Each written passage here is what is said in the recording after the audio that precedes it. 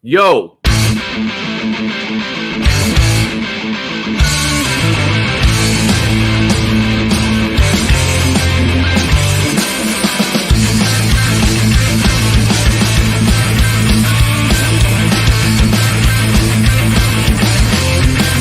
Welcome to Dragon's Crossing, a fully complete roguelike RPG brought to you by Team Punch. With amazing graphics, look at that thirst trap.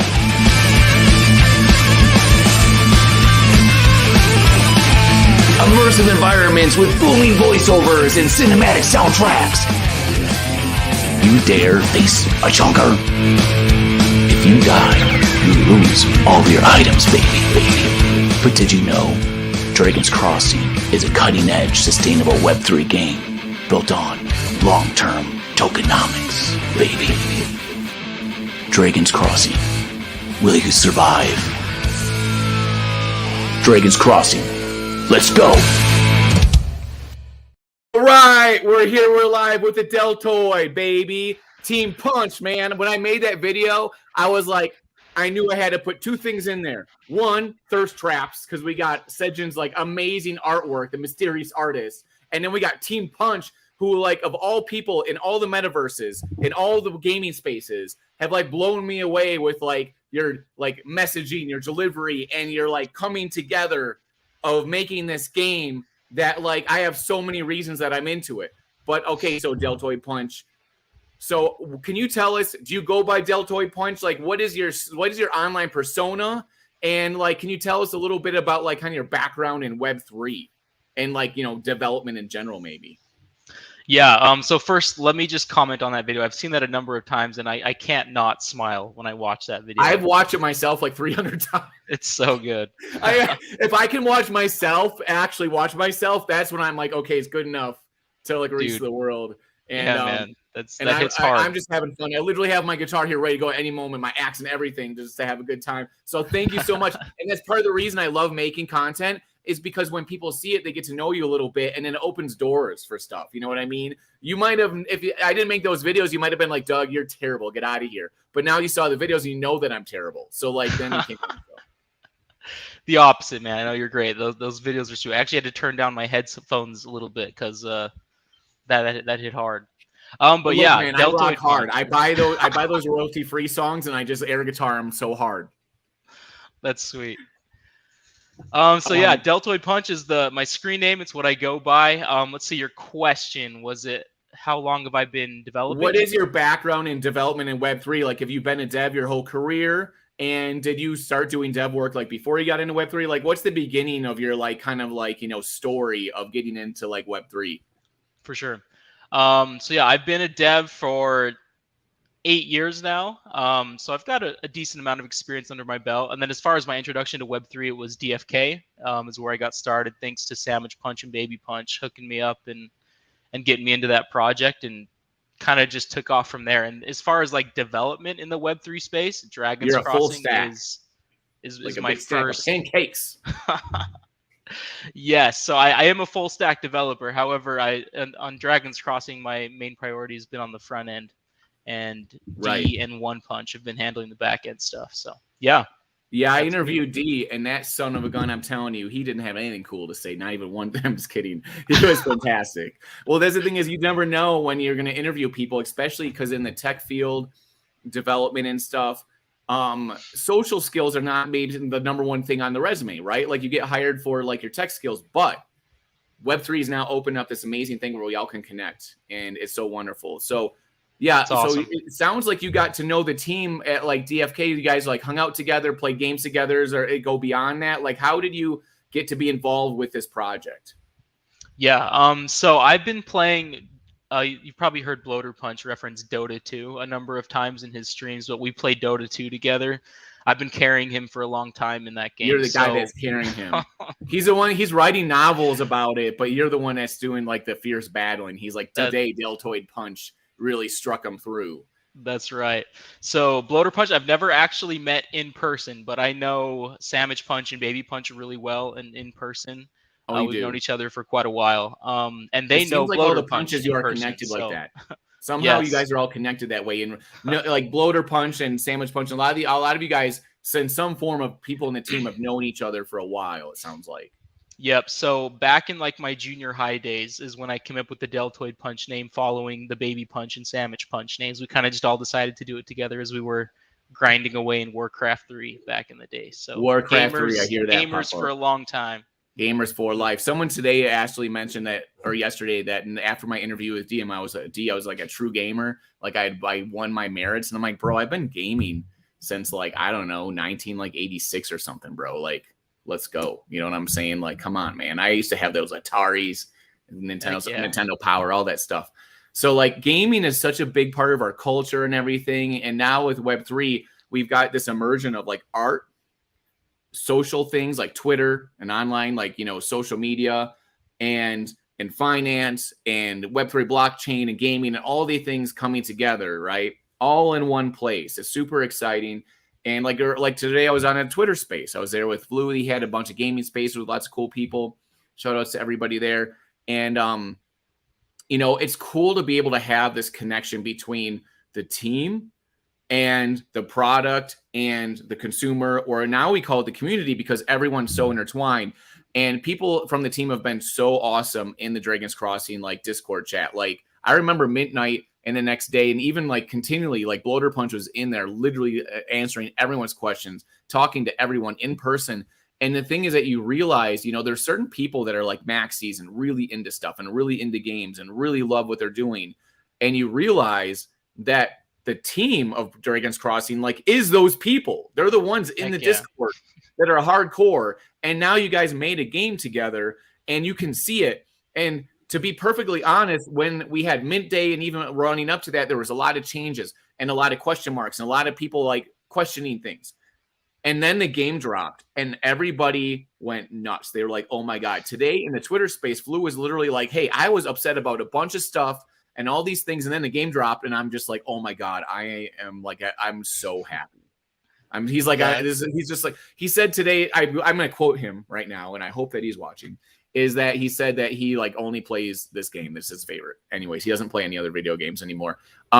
So Chaos Emerald is in here, and Chaos Emerald is the person that Flu was talking about. He's got his own game, and that he works for, a community person, and like all these cool people. Priest is in the room. So a lot of these people that are in the chat right now, in the comments, we're in the space today. And that's what's great about this, right? We can all connect. So you guys in the comments, if you have any questions about Dragon's Crossing, put them in there. Like, do you have an awesome tip? Do you have a question? Deltoidpunch is a dev on the game. So you're running the front end, right? So you're running like the website stuff. And what does that exactly mean when we say a front end dev for something like this?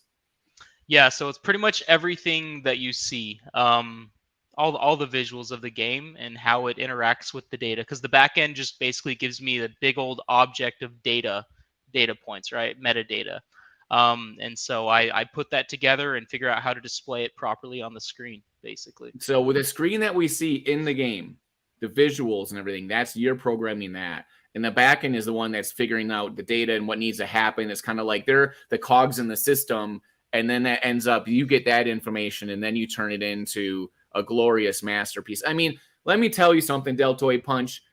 I have literally tweeted this on Twitter earlier today that this is the only thirst trap game in Web3. People are lusting over this game. And not just the artwork being great, but they're wanting so bad to play it more. They're like, oh, I need 5 more heroes. I need this. I need that. Like, that's all the comment. Literally, just all the comments are this. Usually go in a Discord chat and everyone's complaining about the game. There's all these issues, or I wish this happened. Everybody in this game is like, bro, I just wish I could play it more. I wish I could have more heroes. I have only 7 heroes. I thought that'd be enough. Or there's people that thought 2 heroes would be plenty, and they're like, they feel like they're beggars on the street. They're like, bro, I need to cash out my 401k and buy 10 more heroes, maybe 30. And that's the feeling that we're getting in the streets right now. And me, myself, I have 4, right? I bought one myself. I have 3 from the team for being an employee, right? And I'm using those to showcase, and we'll do it on the stream. We'll play with them and stuff. And so my priority with my heroes is to do stuff for the community and play together and learn. It's not to win the leaderboard, but the thing is, I'm still going to win the leaderboard, even though it's my second priority. You know what I'm saying? I'm still going to win it. And we're going to go over my top 5 charts things here. And I'm going to actually also, we might bring in a couple other people in a little bit too, to ask some questions too about the game and everything. You know, it's so cool to be able to do this, to have this interactivity. Like, how often does this happen with like regular gaming or something, right? Like, how often does this stuff like happen? Like, you might get some devs in like a Reddit stream once in a while, but that's about it. And this is really cool. So I've got a top 5 list of top things I think are important about the game. But first of all, let's just ask you, what has been your experience and your position as the front end dev in the game? Like, what has it been like going through this process of developing the game? Because you guys have been working on it for like over a year. Yeah. So I mean, it's honestly been relatively smooth the whole way. I was the first dev on the team. So back when Deltoidpunch came to me and pitched the idea, I was the first dev, and then D was followed up shortly thereafter. And then when One Punch was added a little bit later. But ever since the beginning, us three got together, it's honestly been a pretty smooth experience. We're all very passionate about the game. We all love the game. And we all have a pretty synchronized vision, I think, of like what we want it to look like. And then obviously we got Deltoidpunch and other team members too are giving ideas and thoughts, and it's all been a pretty seamless process. And I'm comparing this to like my Fiat Minds job, where I work as a developer for another company, but things are just I'm stuck in meetings, and it just feels like I'm going through so much red tape to actually finally be able to sit down and write some code. And it's nice to be able to have a team that just sits down and we get to work and get things done. It's been just awesome. Get her done. It's all about the work in the game, right? Yeah, and honestly, I'm thinking about Dragon's. I should probably, hopefully no one from my job is watching a stream like this, but I'm thinking about Dragon's Crossing while I'm working in the Fiat Mines. So I am thinking about Dragon's Crossing when I'm sleeping, when I'm awake. In fact, it's got I've had dreams about it. Heck yeah. Oh my goodness. Like the monsters that we have to face and all this stuff, right? So it's so cool, man. So now with the game release and the game being out there and people playing it, and because you probably play it and mess around with it and do all the things in testing, right?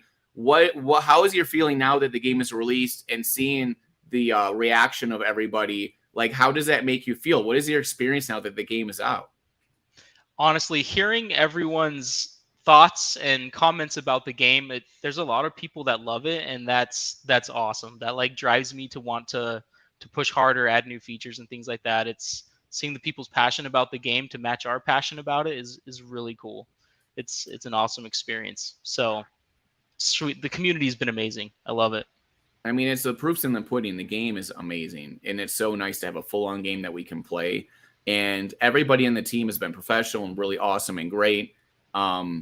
Adventures in DeFi Kingdoms, he's catching up at 2 times speed. Nice. Very nice. That's, I mean, it's humbling too, you know, to like create a game that so many people love. It's pretty cool, and hopefully we can get a lot more people, obviously. But the one thing that really bums me out though more than anything is that I can't play in the season with everybody. I would love to do that, but it's been painful just watching everyone else compete in this. Maybe at some point you guys can have like a variation of the game that's not like competitive that you guys can play or something, right? Like perpetual mode. Yeah, I'm definitely going to be hitting that up when that comes out.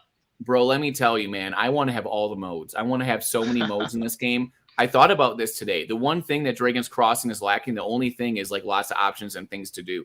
So like, because you can only play so much. The games I really like are where you have like 40 things to do in the game. So like if one thing about the game you're not into that day, you do something else in it. So like that's cool. But we're starting off with this amazing ladder mode where everyone's tuned in together, working together to figure stuff out and discover new things. So when people discover something, like here's an example. You know, I have my top 5 list, and one of the and so this is the thing. Let's go over it now. Let's do the top 5 list. All right. Okay. So I'm going to ask in the comments, what do you guys think is in something that's on the top 5 list of top 5 tips in the game? Like guess in the comments of what they might be, right? And as I go through it, all right? So make some comments in there. And also, you know, what's really great. In fact, you know what? Screw commenting in the stream or whatever. Comment on my dang tweet because I need to get these guys going because Twitter is where everything happens, right? There's my tweet. Go on that tweet and comment some of your favorite like tips about the game. And we're going to do a giveaway, all right? I'm going to give away a few bucks of USDC so you guys can use it to pay for gas or, you know, the transactions in the game. It costs like $1 to like register a skill book, right? Stuff like that. So you need a little bit of that stuff here and there. Or you can just use it to save up to buy more heroes, bro. You know what I'm saying? So as we go through it, if somebody guesses, this is the thing, the winner is going to be whoever guesses correctly one of my top 5 tips of the game, all right? So, number 1, you're already behind, so you better start going and commenting. Number 1 is it okay to go fast? All right. That's the number 1 thing. How fast do I go in the game? Is it okay to go fast? Should you go into zone 2 like quickly, right? Should you stay in zone 1 for a while? And people have been like racking their heads about this. And some people are like deeper in zone 2, and everyone's like, what's it like in there? How are you surviving that long, right? And they're ranking the leaderboard because they've made it further than others, even though the leaderboard doesn't really matter till later, but it's really cool to be on the leaderboard and be that dude that's like, I'm adventurous. I'm like freaking Indiana Jones out here, bro. Like Temple of Doom, let's go. And let's just go for it. Because in games, I want to be that guy because there's no repercussions. But now, I'm telling you, Deltoid, I've died 0 times. Nice. One time my game closed and I fled.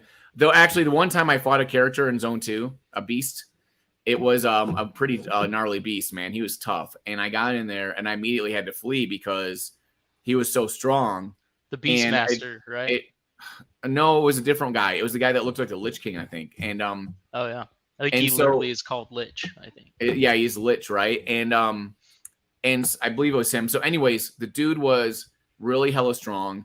I saw his charisma and everything was high. I was like, I don't think I'm going to be able to flee from him because his charisma was like twice as high as mine. That was an indicator I'm probably just going to get stomped like in the ground.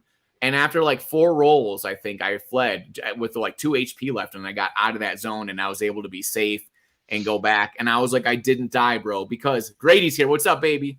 This is the thing. When me and Grady got like this old beta version of the game to kind of test it out, we were both dying like crazy, especially me. Every time I just died nonstop. Things weren't balanced back then. They weren't so much, and there were stags and all this stuff, and the stags were so agile. And I was like, dude, all I do is die. So my whole advice for the game is just don't die. So now I'm not dying. But the question is, did I take that too far, man? You know, did I stay in zone 1 too long? So this is a big question. I was literally, this is alpha right here, guys. I was in zone 1 yesterday with my warrior, and I think he was level 3 or 4, maybe 4. Yeah, and it started telling me these error messages like, error, you won't get XP against this character, right? Like, not an error message, but just a warning, right? You won't get any XP when you fight this character. And I'm like, oh no, because I already spent my quest. And I'm like, is it going to be like that for all the monsters in this zone? And no, it was only for like 1 or 2 battles in that zone, but it's an indicator like I'm too powerful for this zone now. You know what I mean? And I was like one-hitting dudes left and right, just like with my warrior dude, because I bumped up like the strength on him like crazy, just one-hitting dudes. And I'm like, yes, I'm screenshotting like, boom, 1 hit, baby, screenshot. And the next thing you know, they're like, you're not getting any experience points. And I'm like, oh, all right. I'm like, dude, apparently I'm a weakling now because I'm too afraid to go into zone 2. So now today, maybe we'll go into zone 2 on this stream, man. We'll just go in there and hit it up a little bit and do some of that because I have my heroes prepared. That's another one of my things on here. So, okay. So that's number 1 is how fast do we go? Now, Deltoid, I don't know like how much you're allowed to give opinions on things or any information about the game whatsoever, right? Like I'm telling you, people like maybe at level 3 is when you go into zone 2, and you don't actually even play the game like as a competitive player. So you're not in that situation of like the fear and terror that is in people's hearts because they're scared. Because dude, if you're gonna go into that zone and you're gonna lose your items and all this stuff, like that's kind of scary. All that stuff you've built up, and then you have to go and waste quests to buy more gear if you want to like gear up again before you go out to battle. And and that's the thing is where you also could use quests to get stuff from, your other players to the other player, right? So you could use 2 quests per item to do that, but that's a lot of quests you're using. So immediately in your head, you're like, bro, I'm not winning this game. I'm using all my quests off of dying, right? And all the things you have to do to recuperate. So, which is really awesome. I love that because it's free to die. You can die as much as you want and have a great time. Open world of dying, whatever. It's not a big deal. It's not like the game ends or it's not like you get sent back somewhere. You can just come back the next day and start from there. But lots of penalties, right? That can be there. For so sure.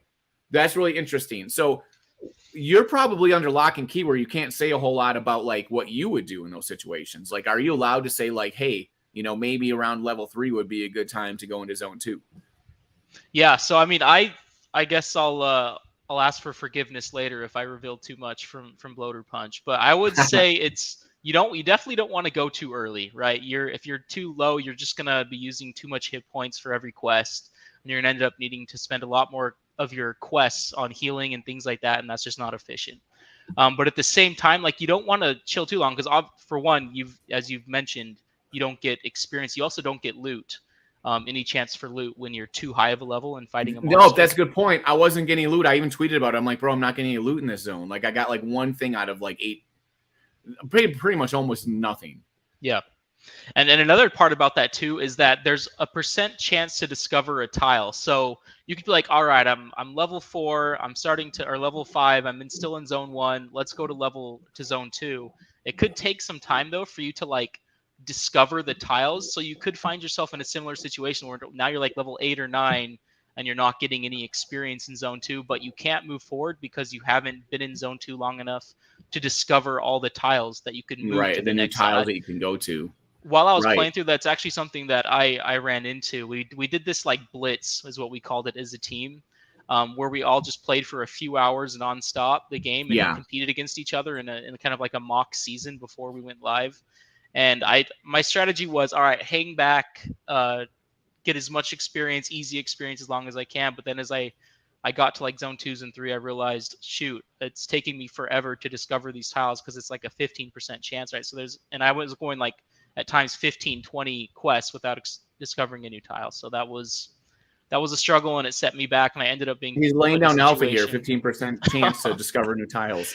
Oh, I thought that maybe hopefully I thought that had already been revealed, but oh well. You're going to be fired on my wrist later, I guess. Okay, so this is the key. Everybody in the community wants it, so like, give us the alpha. So okay, I'm putting additions onto this list right now. This is the Deltoid tip. So far, number 1 tip is don't hang back too far, because there's the chances of finding new zones are not high. So you could be stuck in the zone and not getting XP, and then you're wasting stuff too. And you're wasting quests and stuff, right? Which is bad. That's the balance of the game, right? So that's really amazing alpha, and this is our combination of intelligence we're bringing together, okay? Number 2, bro. Tell me about offhand weapons, bro. These offhand weapons are powerful, and how do they even work? I don't have one yet. Can you have like a weapon in both hands? I think that like the warrior gets like a shield, right? And apparently the shield actually you can like shield bash with or something. Yeah, so I don't know if you can shield bash necessarily, but I think it can give you damage. So I guess in that regard, you could say it's kind of like a shield bash. But yes, they're offhand weapons. They are quote unquote right. It does something, right? It doesn't just sit there and do nothing. Yeah, so they're more rare than like the main hand and two-handed weapons. So if you find an offhand weapon, it feels pretty good, and it's a pretty big power spike. Okay, so that's the most rare weapon, huh? Well, I mean, there are some pretty rare weapons out there that can drop in certain zones that have a very small chance, and only certain monsters can drop those weapons. Maybe I'm saying too much here, but no. Well, that's the thing is we don't need to get super specific about the future, but just where we're at right now, we've got main hand weapons, and then we have offhand weapons, and then we have like 2 double hand weapons. Like, what are the different types? Yep, main hand, offhand. We're in zone 2, right?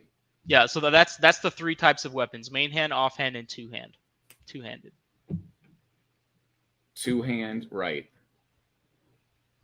Okay, man-hand, offhand, and two-hand weapons. Okay, so with the offhand weapon, you can have a one-hand weapon and an offhand weapon, so you basically are dual wielding. Is that how it works? Correct. Yeah. So your main hand could be like 1d8, and your offhand could be like a 1d4 or 1d6. So when you attack, you're rolling 2 dice instead of 1. Dude, that's awesome. I want a dual wield, baby. You know we love dual wielding in the gaming sphere, right? You know what I'm saying? That's right. Back to my Halo 2 days. Back to Halo 2, right? Probably Priest. What's up, buddy? So that's super cool. Okay, number 3. Time resets. Okay, so the characters reset, and now I saw you guys implemented. I think it probably was you that implemented that in the game, like where you can literally see your countdown timer on the NFT when you like are in your like kind of wallet thingy. You know what I mean? Where all the character selection screen, right? And it shows you the countdown there. And then there was a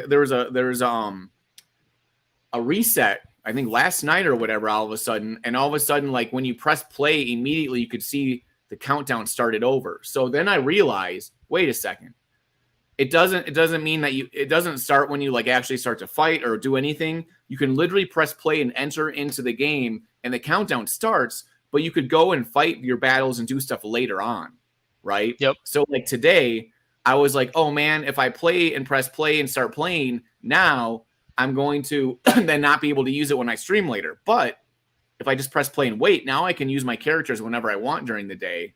And then I can come back later when that timer ends and do the same thing. So like every time during the day, I can do that. And if you do that, the timer is only 23 hours, right? It's not 24. So you can continually like go back in time almost. Like it's like Michael J. Fox, bro. You can go back in time. You can start, you can move back your start time gradually and get more time in to play the game. Because in your mind, you might think just generally coming into it like, oh, I can only play certain time of the day and there's all these things involved. But no, this strategy, as soon as it dropped and that refresh happened and I saw this, I was like, boom, alpha. Yep, there you go. If you can, so and this is, I saw a comment that someone made in one of the channels, but they didn't realize that there was like a hero select button down in the footer, and they thought the only way to get back to the hero select screen was to camp, which isn't true. So you can go back to the hero select screen as much as you want and go into a hero. It doesn't cost anything, so you can click onto every single one of your heroes and start the timers, and then just go back to the hero select screen. Dude, we're getting all kinds of crazy questions now. So, we'll talk about Halo 2 in a second, okay, Priest? Hilarious. So that's really big alpha. So you're the person that implemented that. I was really excited to see that. It's like every time something happens in this game or drops, it's like Christmas. We're all like, we're suckers for it. We're like marks. That's what they say in wrestling. We're like a mark for this. You know what I mean? We're into it. And It's a lot of fun. So how to time reset? So that's the thing, guys, is every time your timer like refreshes, just hit that play button and it'll restart your clock and you can play whenever you want. Like if you don't have time to play at that point, or you could start and fight a monster and come back later and play.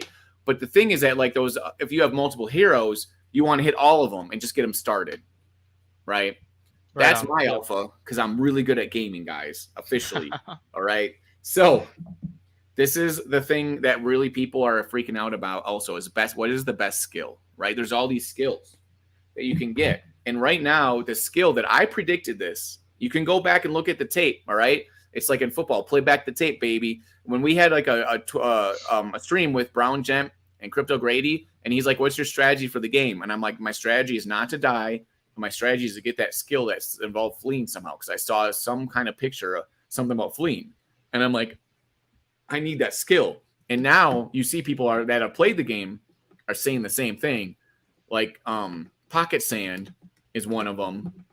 So far in the game, we verified that there's at least 2 different classes that can get the Pocket Sand type skill where it's an auto flee. I believe Ranger so far and Warrior we've confirmed. I don't know if there's one for Mage or not, but that is an insanely powerful tool. Do you think that that skill could possibly be the most important one in the game?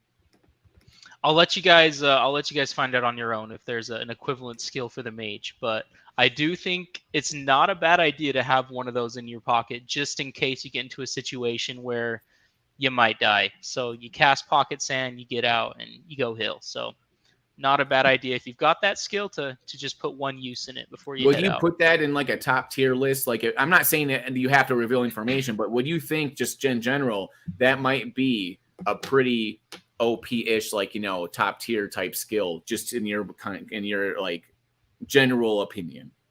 For sure. Yeah. Obviously there are skills as you like get further into the game. Right. There are some pretty strong freaking skills that you can discover that require a higher level, right? So you need to be a higher level to be able to use them, but there's some pretty strong skills out there. But as far as like Pocket Sand, I believe that's level 4.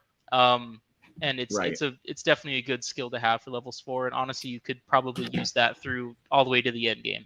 That's what I'm saying. Like, you know, that's like an end game type power or skill. And we're kind of talking in terms right now of just what we know, like level zone 2-ish. And we don't, because we don't want to like reveal anything from the future, just like generalities. Like we want people to get alpha and top tips on the game so they can really enjoy it and feel like they're having a good time and getting cool stuff. Because the worst thing in the world is when you get a lot of stuff and you have no idea, what do I keep? What's even good? So you want to have just like a general like idea, right? Oh, yeah. I know that these things are pretty good, so I'll keep them. And then at least I know that I'll be pretty good. I don't need to know every single detail of the game, even though we'll probably get into those things in the streams, right? What's up, Crazy Basement Life in the House? He made a really cool video that's a walkthrough of like, how the game works and stuff. Okay, so that's a really good skill because right now all the heroes start with 2 skills, and usually they're like a burn skill or something like barbed arrow, where like you do a hit and then it also adds on for the next like 3 hits or something, and then some of them involve a little bit of like dodge, things like that, changing up the nature of the game. And you can see that the monsters also have skills. They'll cast stuff too and use skills. And they also have modifiers at the top. You'll see in front of their name where it will say like lazy or dangerous or whatever in front of their name, I believe in parentheses. And if you mouse your mouse indicator on there, you can then see a pop-up of what it does. It might be like plus 30 crit hit proc chance or something, right? Yep. Which is really cool. I mean, the game just is so nice. It's just so easy and fun to play. Like there's not too much going on. It's enough for it to be exciting. And 99% of everyone that's been around in streams or played the game has had insanely good feedback. I think we had one person in the entire world that we found that said that they weren't really interested in playing it. Like out of like hundreds and hundreds of people, right? That's an insane amount of like good-natured like support for the game, right? For sure. I think it's a game that can cater to all types of gamers, like like you're mentioning. And it's not going to be for everyone, but I'm surprised that it's how many people actually love it, and I think it's for a lot of people. So it's pretty cool. Crazyman Basement Life is a little bit crazy. He said he found a spirit that always does 2 damage over my roll. So I think that starts at a 2. Does it maybe go from 2 to 6 or something? Is that what you mean, Basement Life? Like, what does it say on your weapon? Does it say 1d6? Does it say 2d6? What does it say? Tell us in the comments, please. Because it might be like 1d6 and 2 bonus damage, I would guess. So really, so maybe it does a bonus would damage. Be 3 to 8. Yeah. I'm sorry, say again. What does 3 to 8 mean? Yep. So 1d6 plus 2 bonus damage means really the damage range for that weapon is 3 to 8. Okay, because the 2 gets added on the minimum and the maximum amounts of that dice. Yeah, bonus damage. Okay, because I'm wondering in the game if there's weapons that are like 4 to 7 and 4 to 10 as opposed to like 1 to 7. Like, I'm guessing we're gonna find weapons like that. Yeah, so we use the standard like D&D dice for like those benchmarks, and then we use the bonus damage to be able to the bonus damage what actually does ranges in between. So everything has a base thing. Yeah. Right, and then it has bonus damage because the standard dice, was it like a 12 roll dice or something like that? Like, what's the standard dice? Or 6? So I don't know. D4, D6, D8, D10, D12, D20. Oh, okay, so there is a 20 roll dice. Okay, so you could have like a 1 to 20 damage weapon, it sounds like then. Okay. Maybe. We guys were pulling alpha. It's like pulling like, like blood out of a stone, baby. That's right with the Deltoid punch here. Okay, so the skills and everything, right? Okay, number 5. By the way, real quick, in answer to that question, Coagulation is the best Halo 2 map. Sorry, we can go on. Coagulation. There we go. Now we can go on. I think that's what it was called. Crypto Grady thinks it's best to stay till level 4 and then zone 2 until level 7. Okay, Grady, he has a lot of heroes, and so he might have gone that far into zone 2 already he might be at, who knows what level he's at. I don't know. He has special powers, right? So okay, Crazy Basement Life. So Grady, I was asking everyone to guess what my top tips are, and people are afraid to guess because they know that I'm gonna crush them and make them look like silly. You know what I mean? Like my tips are so good. But the best tips, like the best tips. Okay, I'm the absolute best. I'm just kidding about that. So number 5, how do we win the game, baby? Like that is the number 5 top 5 tip. How do we win the game? Just tell us.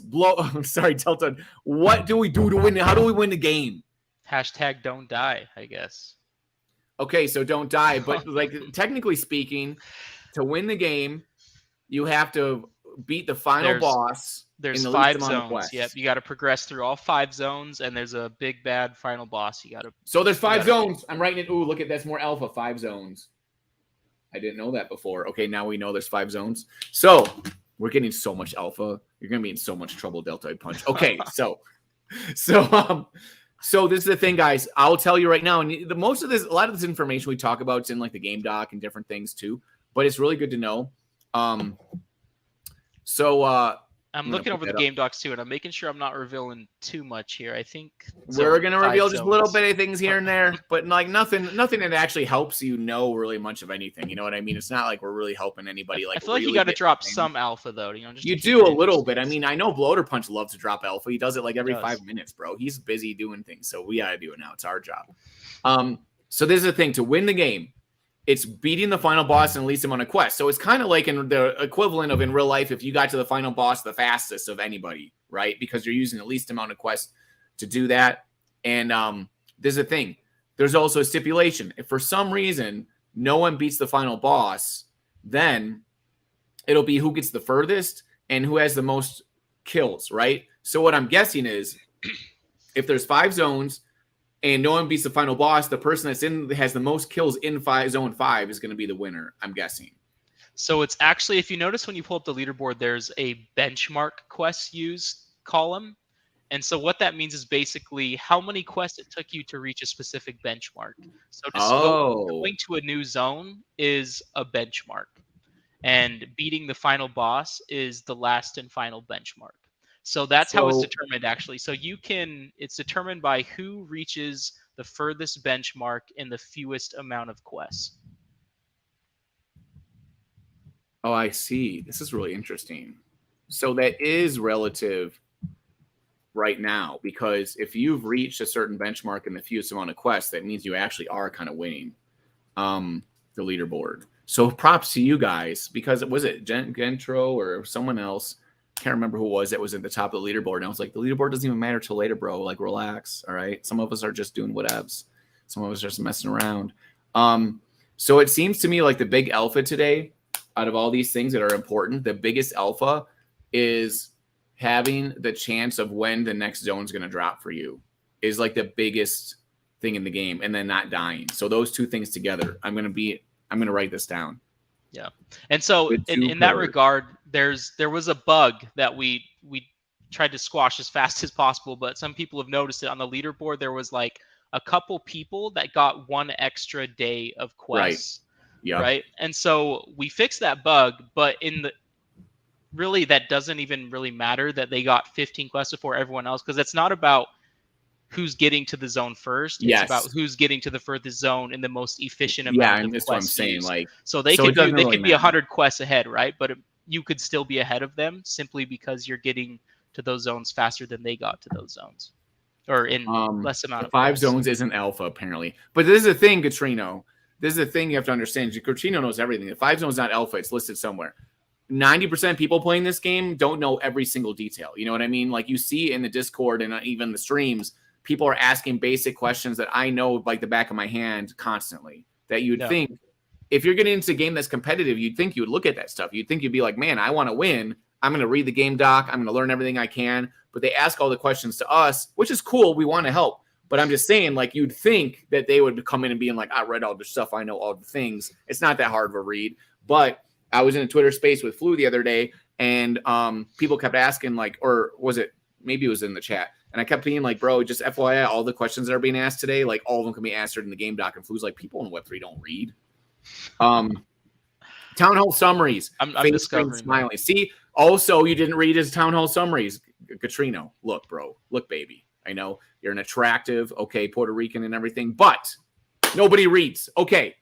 Katrino's summaries, though, they've been awesome. I've read quite a few of those. So. No, Katrino's been like so amazing. Like he's been one of the coolest people in Discord and gaming support I've ever seen, with the amount of like Medium articles and support and stuff. Like super, super amazing, Katrino. Like that's why I was like, you better come on the stream, baby. Katrino, if you want to come on the stream right now, I'll throw you a link. All right. So so those are the big 5 top tips of like how do we win. So now we learned there's 5 zones. You've got to get through them as fast as possible with the least amount of quests. And this next zone will proc up for you, or whatever the term is, procreate and pop up or whatever randomly, like at a certain percentage chance for it to pop up. People in the beginning kept on bringing up, people kept saying that it was like if you kill a deer, and I'm just like, I'm surrounded by crazy people, bro. Like, what? You kill a deer to open up the next zone? I'm like, I'm pretty sure I got the next zone without killing the deer or something, right? Anyways, but that's the thing. That's what happens, Deltoid, is that part of the reason we have all this communication and these video streams and stuff is because we want to give very, very accurate information here because people get confused. They hear stuff. They do whatever. So even if all we're doing is reciting the game doc, sometimes that's just totally fine. Yeah. You know, that's really great. So that's really cool. Those are 5 big tips for Dragon's Quest. Do you have any tips that you would want to add or put in the running for a top 5 tip for the game? Top 5 tip. I mean, you did contribute already a lot to this, but if you have another one, like something. I do have some, but I know like Sandwich Punch was actually one that he was going to bring this up in one of the streams once, and he was told not to say it, and that's it. So I won't say it. What if you can you hint at anything? Like maybe it's not actually alpha, but can you hint at anything? Like just a fun tease. I don't want to hint. I'll hint at this though. So there are small things you can do to get small increases on your efficiency. So I'm just gonna throw a scenario out there. Let's say you have 2 hit points left, and the enemy has 2 hit points left, and you have bonus damage. You've got high damage on your items, and that's what you've prioritized when you've equipped items on your hero, right? So you're equipping for like high damage. However, you don't need a ton of damage to kill a monster that only has 2 hit points. You only need 2 damage, right? And so if you're trying to not die to this monster, you can swap out your items in the middle of combat, and you could say, put on a piece of armor that gives you an increased chance to evade an attack, right? Increases your difficulty to hit or your chance to dodge. Or that increases your quickness so that you have the initiative, so that you attack first before the monster attacks. So there's like small little micro efficiencies you can do to give yourself just like a little bit of like extra leeway pretty much every battle and encounter you face. So it depends on how into it you want to get and how try hard you want to be, but there are ways to really kind of separate yourself from other players, I think. So I'm going to sum that up in saying like there's small things you can do almost in every battle to give yourself an advantage. That's kind of like a very small summary, right? And like so then this question is like, what is it can I do? And so that's a really good example. Okay, that's actually like a freaking amazing tip. That might be. Why not reward the people watching the stream? You know, I'm erasing number 5 right now, and number 5 is now going to be every battle. You can do small things to get advantage, like swap gear. That's just a small example, right? Yeah. Yep. All those little things you can do, just think in terms of math or whatever. I think about that with skills. Skills is obvious. You know what I mean? Like if you are on a tough monster that's like they can dodge and make you miss a lot, then you might use a skill to make them so you can dodge really well or affect their dodge because that's the thing that's affecting it the most, right? Yeah, that's what you need in that moment. Armor swap mid-battle. That's the alpha baby, Zelf. That's right. It's a very good tip. Zelf says that's a very good tip. You can see, look, you can swap mid-flight. I'll be damned. See, I know that you can do all these things because I go and test. Surprised people haven't tried these things out, but yeah. I tried that stuff. I'll try it mid-battle and be like, oh, can I do this? Can I click on this? Can I click on that? I'm a very curious person, right? So usually that curiosity gets me killed. But in this game, Deltoid, this thing just gets me rocking and rolling. So you heard awesome alpha here, Deltoid. We're dropping such good. So I think they want Bob Nothing. He said we need inventory UI improvements. Yeah. So one thing I'm actually like 80% done creating this, but I've got this feature that'll hopefully come out by the end of this week, where if you hover over an item, it'll compare it. If you hover over an item in your inventory, it'll compare it to what you're the equipped items on your inventory and tell you really like helpful. what's better and what's worse. And I do that in RPGs all day long. I'm just always comparing. Right. So that'll be coming soon, and I think that'll be a big quality of life improvement for people. And other people have mentioned like, hey, let's do this. Like, have a pop-up on the UI before you enter an encounter in case you're at full experience, and say like, hey, you're at full experience. Are you sure you want to go on? Which we can do, but at the same time, I'm like, how much thing? How much hand holding do we want to do here? No, like, don't hand hold. I kind of like the idea of you have to consciously be managing. I'm giving the finger to hand holding right now. Do not hand hold people because then it's not a game anymore. Then there's a thing. Deltoid. All the other games in the world, Fortnite, whatever, they all hold your hand, bro. They're like, hey, nothing you do even really matters. Just do whatever and have fun. This game is about actual difficulty, right? Yeah, we want you to use your brain, right, and think through your decisions as you That's play the actually game. a major part of the game is if making sure that you level up correctly is a gigantic part of the game. Because if you're missing that, and I've missed it a lot already, you're missing out on a lot of XP and hit points and stuff. That's a gigantic part of the game. So I'll be clicking everything now. He's just going to be clicking the whole screen. He's going to be clicking every single thing. Zelf says 2 hands versus dual wield. Now, earlier we said that the dual wielding is more rare. The dual wield offhand weapon is more rare, I think, than the 2-hand weapon, which implies that it's possibly a better weapon, maybe, than the 2-handed weapon. But I guess it all depends on how you play, right? And what character you have. Yeah, and every item has a stat roll too. And you may have noticed that like there could be a mythic item that's maybe not even as good as like a common or an uncommon item. And that's because the mythic items have the potential to be better, but every stat goes through like a roll. And there's a lot of things happening on the back end. So let's say a mythic item, right, has like 1 extra attribute, but then you get a good roll on it being a mythic, and you have the opportunity for 1 extra attribute. But maybe that attribute is like, okay, your charisma can be increased by 1 to 3, and you get a roll and it only increases it by 1, where an uncommon weapon maybe has 1 less attribute, but it got a good roll, and so you're increasing your charisma by 3. So there's been a lot of confusion as to people like, why is my common item better than my mythic item? Dude, and it's common because items are OP, Delta. yeah, and it's because there's everything's like a chance roll. It's very common items based. everywhere are just like smashing away one-hitting fools. Yeah, but generally mythic items have the potential to be better, but it's still possible to get a lucky on the rarity roll, but unlucky with the following rolls that come after the rarity roll on the back end. You know, we had a discussion with this the other day, and Sandwich Punch is a part of it, and he's like, it's just about attachment, bro. Everybody knows, Doug. Just tell them attachment. I'm like, dude, they don't even read the game doc, and you think they know all these terms that you're talking about, bro? Like, I'm like, what? They don't even read the game doc, and you think that they know what attachment means. And so he's like, yeah, dude, they have all played Diablo. He thinks everyone in the world has played Diablo. Like, my mom's played Diablo. He thinks everybody.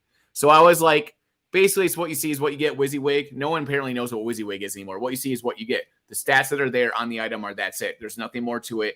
And like the rarity is just like that, at that point, just a nice color. You know what I mean? It doesn't mean anything at that point. It's just the stats on an item are set in stone. There's no mysterious force. You don't have the force doing anything behind the scenes, because Crypto Grady asked about that. He's like, hey, does a legendary item have some extra thing it does like that you don't see in the stats? And the answer is no.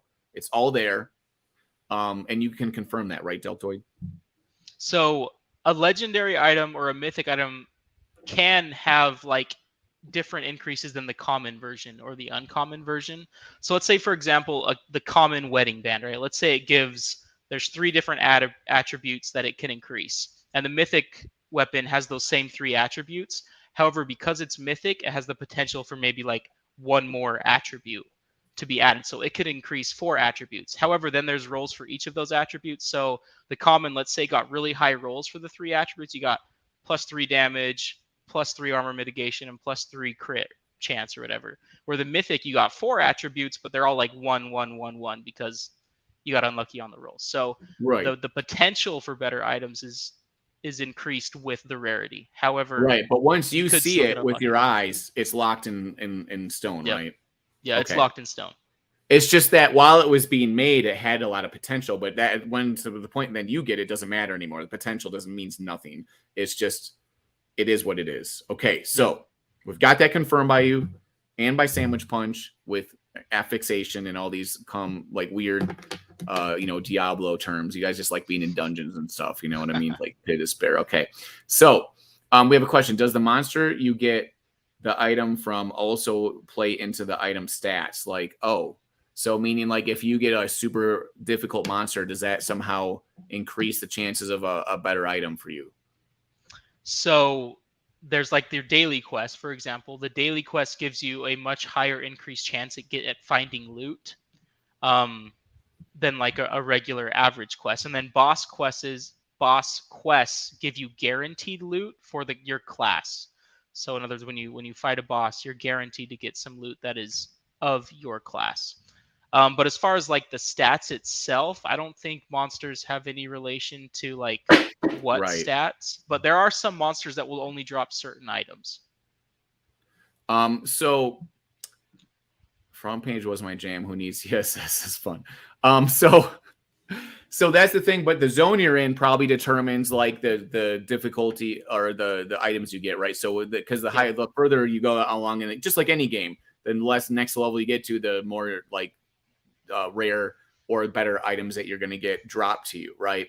Yep, you're going to find better items as you go. And I'm wondering, is there a difference in drop rates for the spell books and the summoning shards in the different zones? For spell books and summoning shards. Yeah, the NFTs, the ones that you can go and sell on the marketplace. Does the zone you're in affect that at all? I know the answer, but I don't know if I'm supposed to. If you can say it or not. If I'm supposed to reveal if that's. That's okay. Yeah. I wasn't sure. I don't know. Because they've intentionally that it kept does a little bit. Yeah, they've intentionally kept the like percent chances of these NFTs unknown Secret. for now. Yeah. And so I don't know if I should say that. I know that they've kept that unknown, but I'm just, the thing is that like if you're somebody that's just farming for NFTs, like you just want to get spell books and sell them on the market or something, that could be somebody that could exist like that. And they know that they're not going to win the game, so they're just going to mess around and try to get NFTs. We don't know if the different zones matter. I'm going to guess that the more difficult zones might, but like we'll maybe as we go along, more people playing the game will have an opinion of that, right? Yeah, and I think eventually, as the more people play, they'll come to find out a lot of like these percentages. Are you doing both the website and the console and the mobile at the same time? Is that you that's programming those? Yep. So this question is, how do you most over items on mobile? It's a good question. So there is no hover on mobile. You have to click the item. Once you click it, then you'll have a little context menu that pops up, and you can choose view details or details, and it'll show you that same thing that you can view on a desktop when you're hovering. It'll show you all the item stats. It's for the same. And a lot of people didn't realize that items have a context menu. Like if you right click on an item, there are things you can do with that item as well when you right click on it. But, whoa, right click. I mean, it's just like you can right click an item and click equip. You can double click the item to equip it, right. Or you can drag and drop it, right? There's a few different options. And so on a mobile, your options are more limited, but you press the item and then select equip or unequip or view details. This is where we get all the alpha, baby. This is it, man, right here. This is awesome. Okay, right now Crypto Grady's probably sitting there writing notes. He's like, bro, this is so much alpha. He's probably like can't even handle it, right? How's it going, Grady, baby? Come on in here. Come on. I might need to chill out on the alpha here. Oh, everyone's telling But I mean, I feel like the UI usage is good for people to know if people have questions about that. I don't know if that's necessarily game alpha. Like no one gets an advantage by knowing that you can press an item and equip it on a mobile. But hey, nothing that we've said here is like really alpha, though. I don't think. I mean, there's not a ton of alpha. It's more like also suggestions. Maybe said like a lot of what you said is like known. It's public. It's just that it's not something people really have been like talking about or know themselves, right? Mega alpha. It's mega alpha to this, just the idea of like how we think about things, right? Not alpha like you're getting some advantage. You know what I mean? It's like, hey, it's a reminders like, remember to check this. You can maybe check out this and try this technique, but none of it's actually like really going to like completely give you an advantage. It's just making you smarter in it overall, right? It's like we're basically boosting people's IQ is what we're doing. We're giving you IQ points right now. So like right now, it's like as you level up in the game of Dragon's Crossing, you can choose the different attributes you get to level up. And right now on this stream is we're leveling up your IQs. All right. That's right. So Deltoid, there's another question I have for you. When you level up characters, what is your personal preference? Because I know that the priority, like main trait for each class is what you should definitely level up for sure, because that not only gives you that trait, say like you're a ranger, agility increases your crit, but it also increases like your ability to hit, like your strength for hitting or whatever. I've been told. So it says it right in the game doc. So when you are leveling up a character, do you have like a theory with that? Like, was it D I think said that, or maybe a Sandwich Punch said that they just do everything kind of even Stevens maybe or something. But do you have like just your own personal philosophy of like the different attributes that you like leveling up for your secondary? Because we know the main traits for each class, but for your secondary like traits on a character. Yeah, so I honestly I don't know if one's overpowered, and if I did, I probably shouldn't reveal it. However, yeah, Right. so agility increases your chance to crit, right? Strength increases your chance to parry, and wisdom increases your chance to dodge. So you can spec your heroes certain ways. If you want to like put more emphasis on one, if you feel like that's more valuable than others. Like I think I watched yours and D stream for a little bit yesterday, and Johnny was saying he favors the chance to dodge. He thinks that's better than like charisma. So Yeah, I that's right. mean, Johnny does like he did say that, and Johnny said he likes that. I think he said he liked dodge better than parry, right? Like because there's similar things that do similar stuff, but he yep, would rather dodge than have a high parry. yep. And in the So end, yeah, who knows what the math turns into? But so you just people have a certain feel about it, right? yeah, and I feel like it's pretty much general consensus that everyone knows you need to at least put your attributes in your primary stat because you get double the bang for your buck. So make We sure know you're that, always putting it in your primary. and then we have there's three primary stats. We have strength, we have agility, and we have wisdom, right? And wisdom Yep. helps you dodge, and we mentioned the other two already. But then we have these other non-primary stats of charisma and quickness, right? And you can also boost your hit points as well. So the thing is that like charisma and quickness, quickness affects whether you go first or not. But the thing to me is that like how much does going first really matter? Because when you're doing the dice roll and you go first, the second person gets to go even if you kill them. You know what I mean? Like that in the game right now, if they have 3 hit points left and you hit them for 4, they still hit you back, even if you go first. I don't know if that's Yeah. something that will ever change in the future, but that's just how it's set up.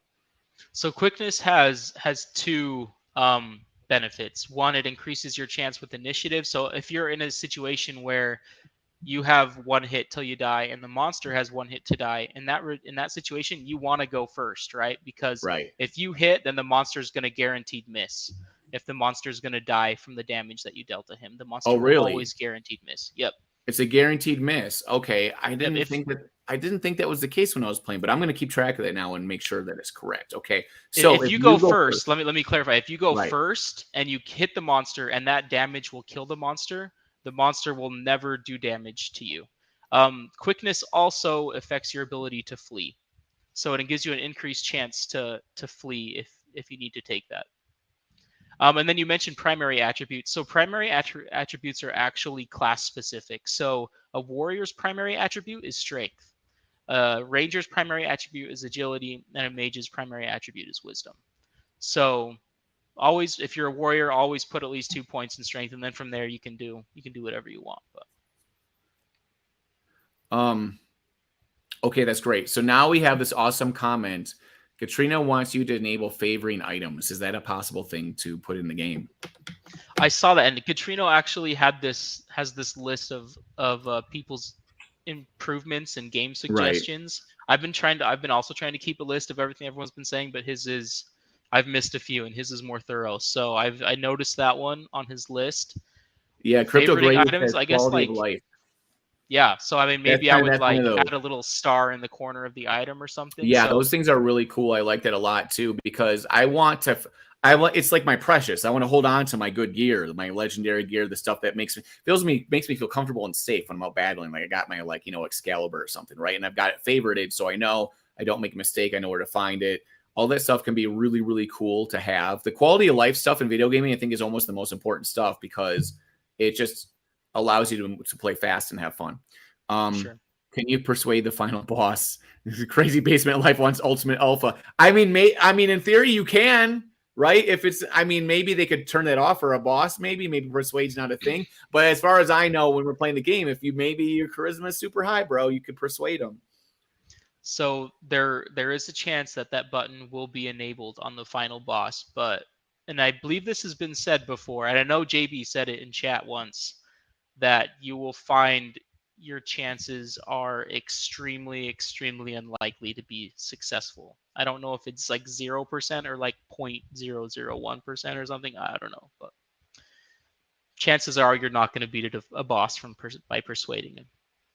Yeah, I figure that's pretty much like an old-time classic in RPGs of like the final boss is like not going to let you get any freebies in there. No, there's no freebie. No freebie on the final boss. That's alpha right there. I'm writing this down. No freebie on final boss! Exclamation point. All right, that's alpha, right? So basically, get good. All right, get good at the game. Don't think you can just hijack this game, bro. Does hero level affect drop rates? Like if you're, well, yeah. In fact, like we did mention it does, because if you're in a zone where you're super high level compared to the monsters, you said that the drop rate goes down, which seemed to happen to me in zone 1, right?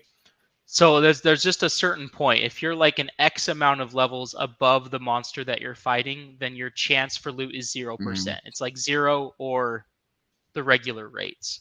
But if you're like okay, so that's good to know. Yep. So there's just a threshold. The rates don't increase up and down based off your level. It's just like 0 or the regular rates.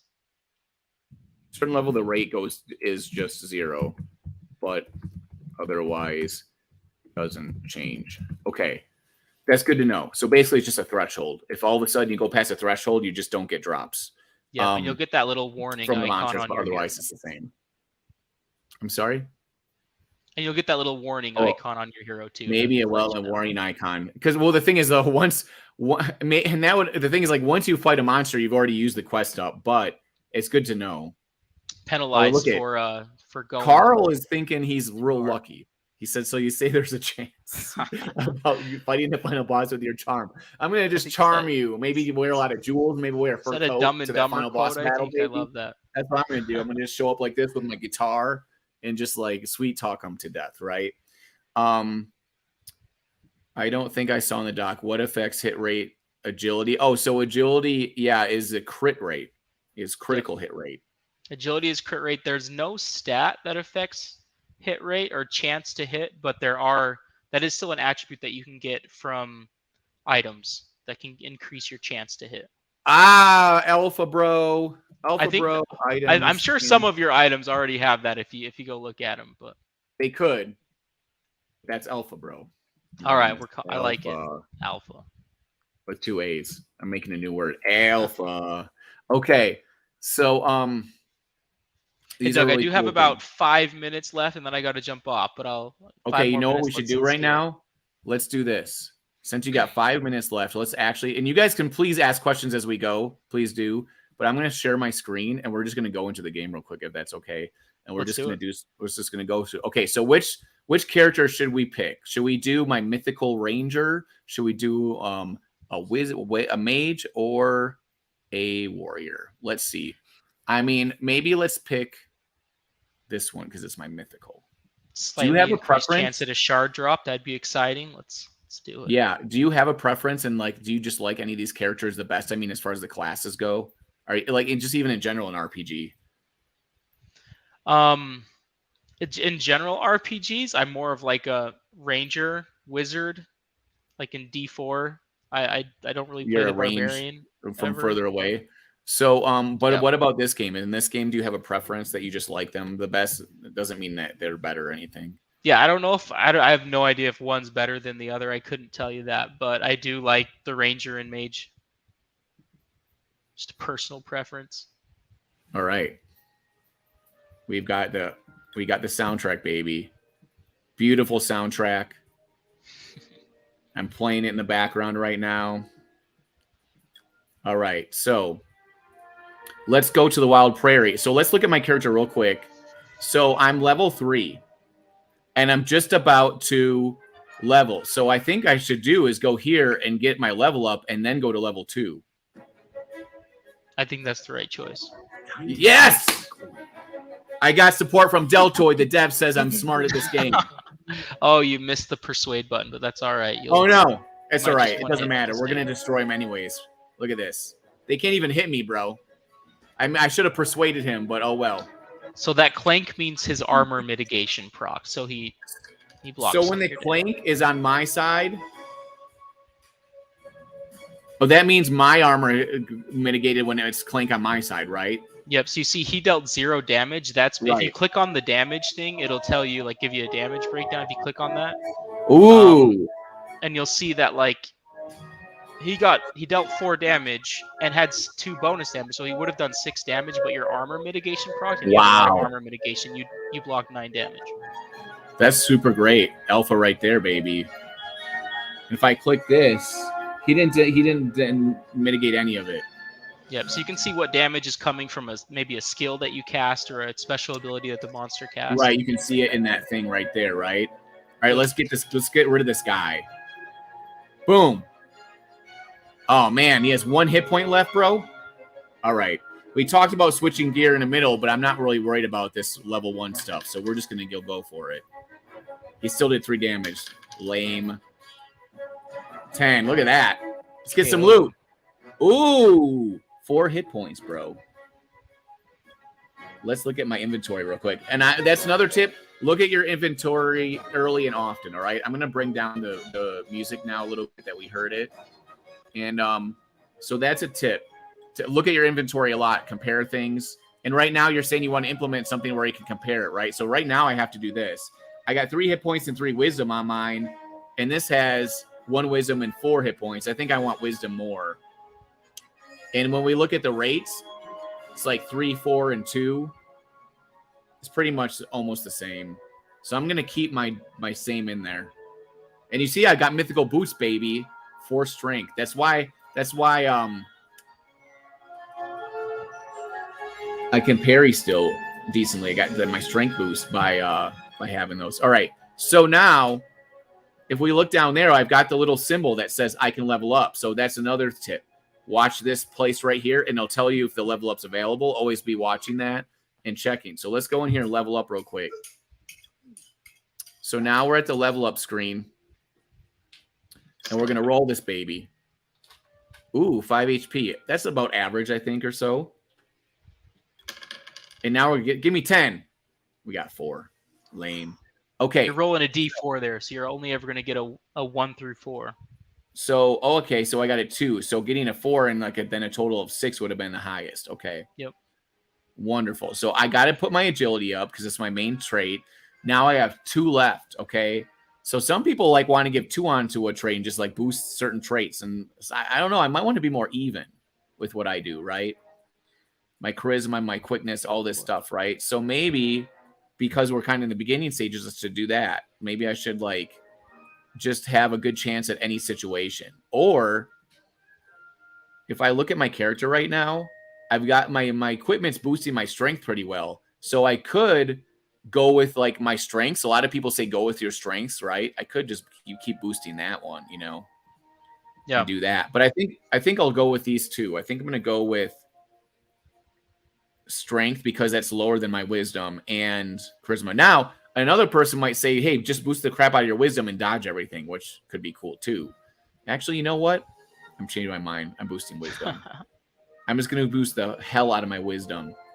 Nice. That's what I'm going for. How do you feel? How you like this? You like just going, because if you got high stats, that means I think there's almost a bell curve to where if you start getting really high stats, it's just dominating. You know what I mean? And then when you have average stats, that's cool, but you're not going to have anything that really dominates. It's for example, if I have really high wisdom and a really high dodge chance, I might start dodging like crazy just because I'm so much higher than whatever their equivalent stat is, if that makes sense. As the gap gets bigger, it's exponentially more powerful is what I'm saying. I'm guessing in my head. I don't know if that's true. I will not confirm or deny. He's not going to confirm that, but he does like my selections here. So we're going to level up now, and it's just fun to do it this way. All these questions are more about just what's the most fun thing to do in the game, right? So we've got my skills here, and I've got 4 of the bar projectile and 1 of herbal knowledge, which is my healing one. It doesn't heal for a ton, but it gives me dodge. And there might be, I like this bar projectile more, but there might be a spot where I just really need dodge, like you said, because I need to get around their hits for some reason. Maybe it's the very last thing, whatever it is. And plus, if I have those, I can actually use them in conjunction, on top of each other. So one round I can use the bar projectile, the next round I could use herbal knowledge. So they're kind of resulting at the same time.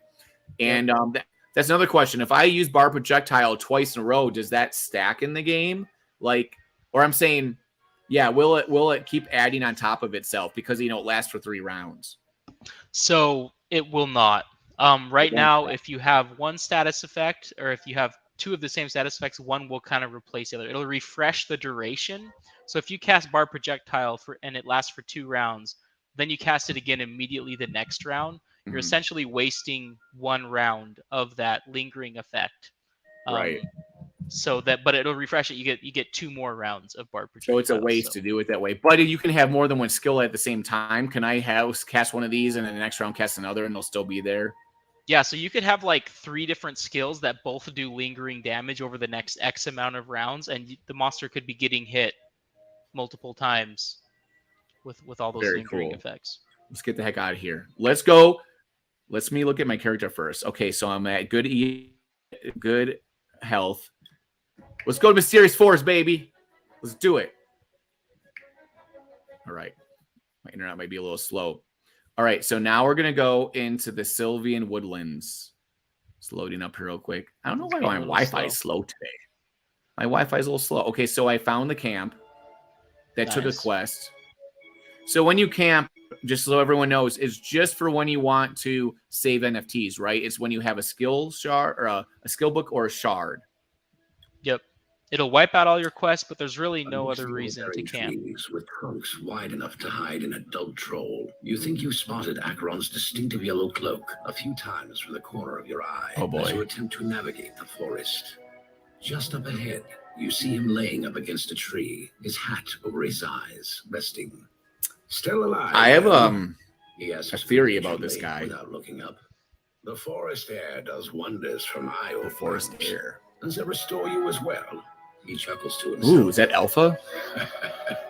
Come now. Ask your question. All right. What's a traveler? I think D's the traveler. We go from place to place. Back-end developer. And the powerful and the adventurous, making sure they do not. See, D told me he's always in the background watching us and then the whole game, and I'm like, oh, I know who you are. You're Archeron encounter. Okay. He's always lurking for sure. He's always lurking. All right, so let's fight a monster. Wow. This is what?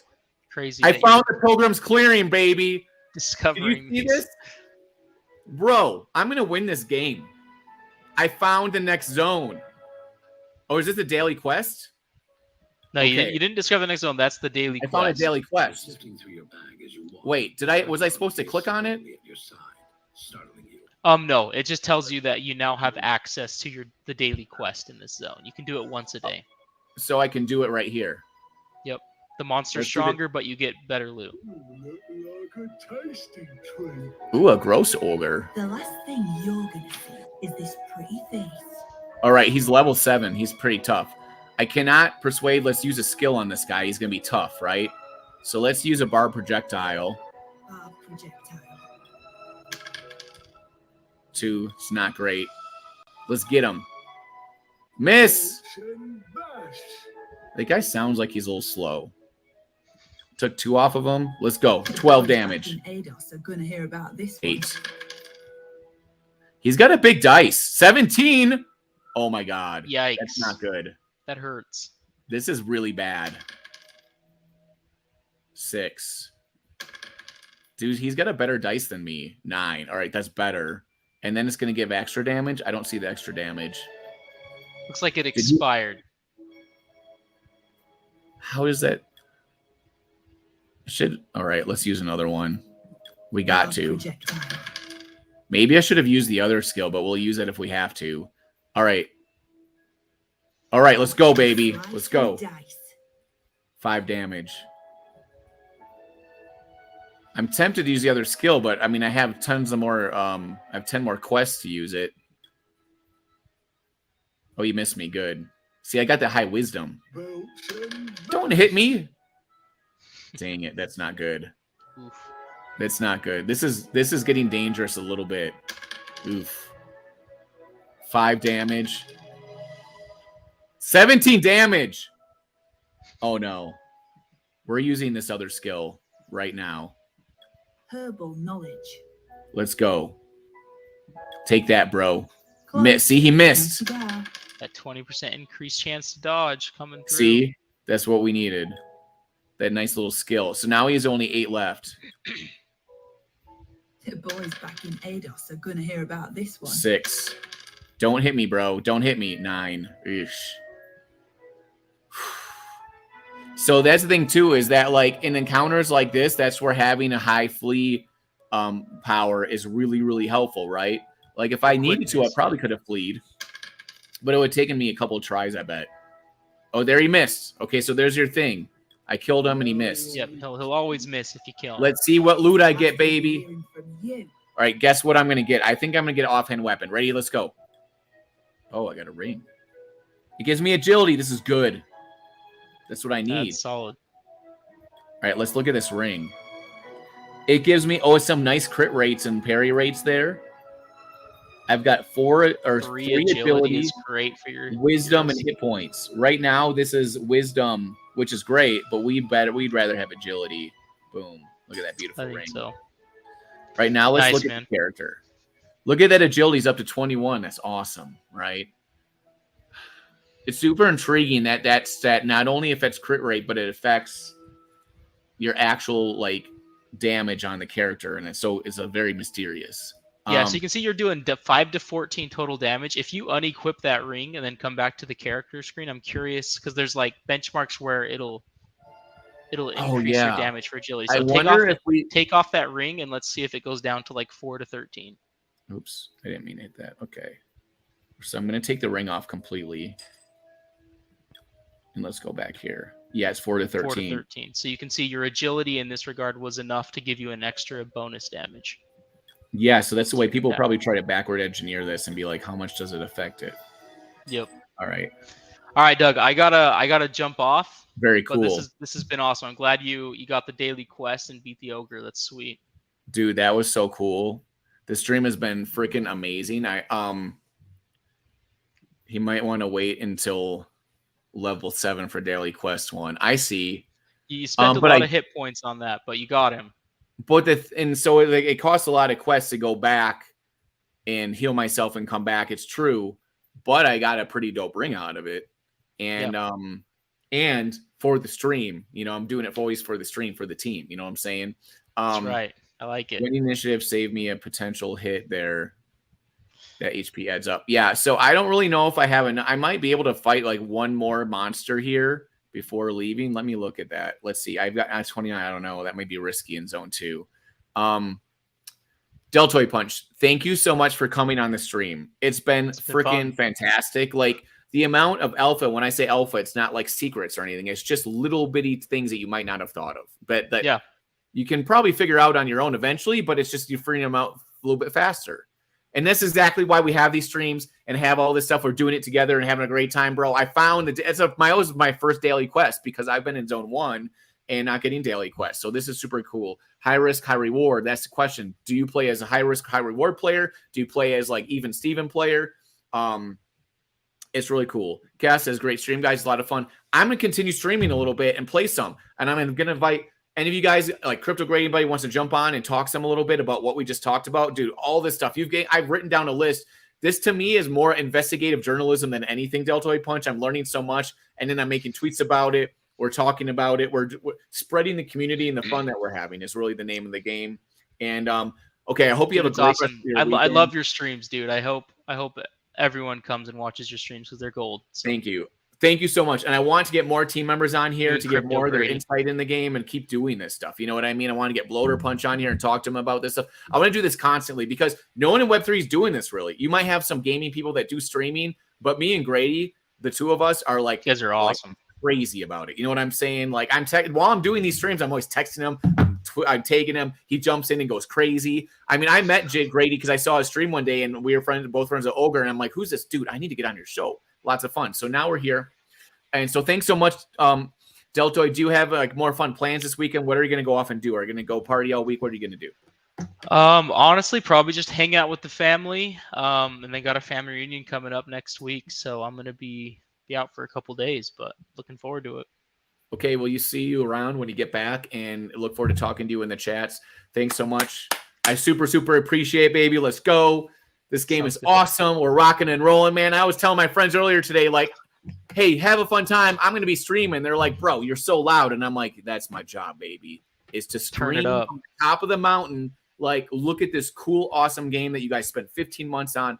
And dude, I'm telling you right now, from the one man that'll tell you exactly what you think, Flu told everybody this is like basically that this game is amazing and that it's just what he's about right now. And so means a lot coming from Flu. That's dude, sweet. yeah, believe me, because he'll tell you exactly what he thinks. He's the first person to criticize and be like, So I know. I mean, I knew that from him the first day I met him, bro. He barely gave me the time of day when I first met him. And then he turns around the next day and he's like, here, let me help you meet all these people. And he was very just businesslike about it. And I was like, super cool. You know, because he's really very busy.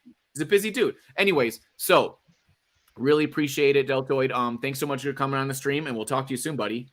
Okay, sounds good. See you later. All right, see ya. Okay. So Crypto Grady hasn't been feeling so well. I think it's because he's got Dragon's Crossing fever. What do you guys think? Huh? Do you think you got Dragon Crossing fever, baby? All right. So if you're not feeling so great, Grady, you don't have to come on the stream at all. Is anybody else like Chaos? If you want to come on the stream, just hit me up in the comments right now. You could DM, let's see if you DM me on the old Twitters there and come on and just give me a little bit of info from what you think about it. But regardless of what you guys are going to be doing, I'm going to be playing this game a little bit more and we're going to stream it a little bit. Okay. And let's go over some of the alpha that we got from them. Okay. So the alpha that we got today is, let's go backwards in time. Your skills don't stack. If you have a skill like barbed projectile and you use it twice in a row, it just refreshes it. It doesn't stack. So you're not, say if you do barbed projectile and it adds 1 hit point each time or 1 attack point, if you do 2 in a row, it's not going to stack and do 2 for each round. It's only going to do that 1, you know what I mean? Or whatever the amount that it gives you off the roll, right? So we know that skills don't stack. That's super alpha, right? Items or skills, skills in items or skills in the future that you find or items maybe too, are going to be able to increase your chance to hit. I think it was just skills. Skills right now can possibly increase your chance to hit, which is great. The loot threshold has a certain level at where if you're too powerful for the monsters, you don't get loot and you don't get XP, right? Simple things of RPGs. There's no freebie on the final boss. Like, yeah, you can try to charm them, but it's going to be a chance of like crazy, crazy low. But who knows? Maybe somebody will out of all the people that play. So no freebies though. Like you're taking a big risk. And then if you miss on that, it's going to stab you in the back and you're going to be like, eek. So persuade on the final boss, it might be there. It might pop up, but the chances are going to get wrecked. If you kill the monster on your hit and you go first, then they do not hit you back, which I thought that they were doing that, but it looks like they don't. Right-clicking on an item and double-clicking can equip it for you, and Deltoid's working on the interface so that they can do a comparison. When you hover over an item, it'll compare it to what you have in your actual equipped state, which is dope. Super great. Quality of life. That's what Grady's talking about. Let me just look at the comments and that I'm looking at right here and see if anything. Swap items mid-game, huge. In the middle of battle, if you have items that give you a bunch of like armor, give you a bunch of dodge, you can swap those out, and say the last couple of hits if you're almost dead, especially if the other monster, the monster you're fighting is low on hit points and you don't need to hit him with a giant hit. So like in real life, you'd be in the middle of battle, you'd be like, let me put on my coat. Let me get my other sword out. All right, I'm ready to go now. Crypto Grady wondered if he had a mini stroke or something. No, Grady, this is the thing. I have felt also very weird. And I think the thing is that we've been going nonstop hardcore and like all hours of the night, DGen hours. And we had a big mint in this project that we love so much. And people put in a year of work into it. And we've been working so hard. Everyone's working so hard. And on mint day, all that emotion goes crazy and goes nuts and everything, right? And then it switches over to like, now we got to actually have a game and do stuff with it. And you have to switch all these gears. It's really emotionally taxing. It's crazy and insane because this is a game. It's not just like a regular NFT project where you don't know what to do, right? And I've been feeling like way over the top exhausted and all kinds of stuff, especially because everyone's putting in many hours. You saw the core team, like, dude, they're working. I think D said that he hasn't slept for 4 days, just doing all the fixes, doing all the updates. And Deltoidpunch was in like the chats and the Discords nonstop for like 4 days straight. 3 a.m, I would see him commenting, right?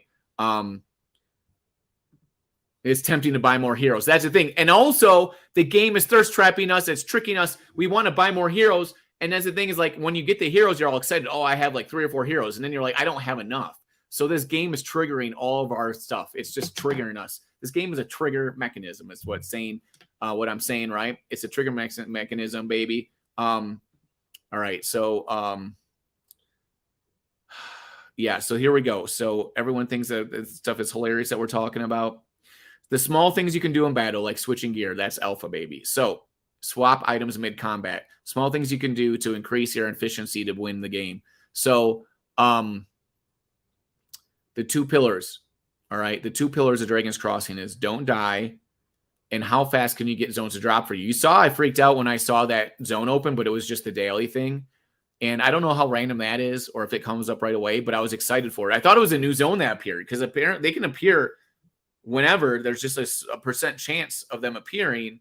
And so those are the 2 factors that are going to determine how fast you can get to the end, right? I guess there's other factors of like moving around and wasting quests, right? I mean, of course, so wasting quests, right? But we already know that. Just don't waste quests. So if you just, in your mind, if you are as efficient as possible, as far as questing goes, as much as you can be, the 2 things that you have to worry about are death, dying, and when those zones pop up for you, right? And consider like, that in all of your equations.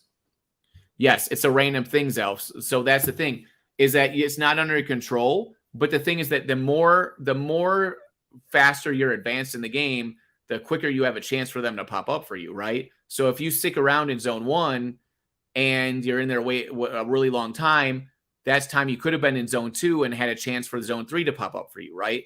And so then if you get into zone 3 quicker, you know what I'm saying? I mean, there's like a level of it, whether how much it matters or not, but those are elements that you have that are very important to consider in this game that are going to decide whether you win the game or not. Because say if you had 2 people that played the game with the same character and had very similar experiences and similar decision making, how fast that zone pops up for them could be the determining factor at the end of the game. Say in the last 2 zones, one person gets it dropping for them way quicker, right? So you want to increase your chances of being able to have that zone pop up for you by being in the further zones quicker.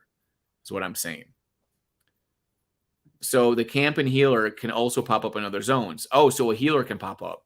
That's really good, Alpha. I'm writing this down, a healer.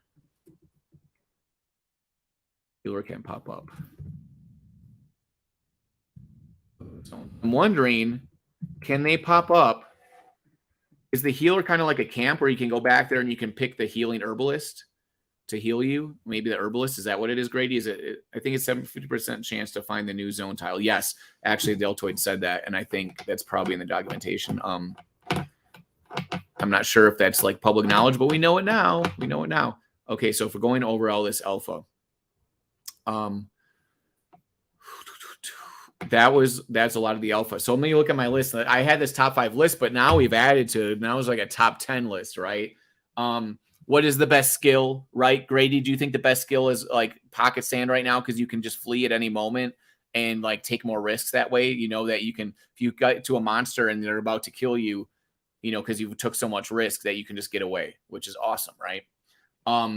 Offhand weapons are the most rare weapons in the game. They're more rare than 2-handed and one-handed weapons, which means they're probably better, possibly, but they're more rare. We know that. And people seem to be kicking butt with the offhand weapons. So you have your main one-hand weapon, and you have your offhand weapon. So you're dual wielding like a badass. Call that BA for badass. All right. And is it okay to go fast? Can you go fast? It's a question for you guys. In the comments, tell me if it's okay to go fast in the game. Is it okay to go fast? Better weapon stats popping up in third tile requiring level 7. Yeah, as you go through the levels of those zones, the drops are going to be better, right? Flea skill is the alpha. That's what Zelf says. Zelf says flea skill is the alpha right now. A healer lady pops up. Oh, it's a lady. Great. Crypto Grady's been playing this. You know what? As we talk this out, what the hell am I thinking? Let's get up in here and see what happens. All right. So this character right now, Grady, let's see. They have 29 HP. Grady, do you think I can fight another monster and not die in this zone before I go back to heal? And possibly the healer lady could pop up. If you want to risk it. That's not the question I asked. Ren Penicious. I'm asking if I should risk the biscuit. All right. That's like saying, should you buy a car? Well, it depends. Do you want a car? Well, yeah. Like, everyone wants a car, bro. That was a terrible metaphor. But so anyways.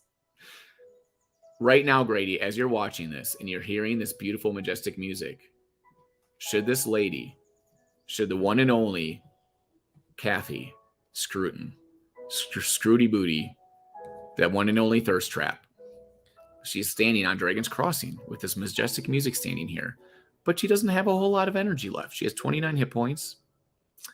And if you have good skills, still don't die.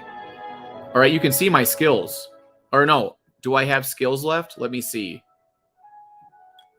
I think I only have one skill left. Can I check here? Does it say? Oh, here we go. So I've used bar projectile twice. Or I have 2 of them left. I have 2 bar projectiles left. So I have 2 skills left to use. So you think I can fight one battle and not die? What's my percentage chance, Grady and others? Do you say I have like an 80% chance of not dying if I fight an animal? Because the last time I came into zone 2, the first dude I fought was like rough. Also, we have to.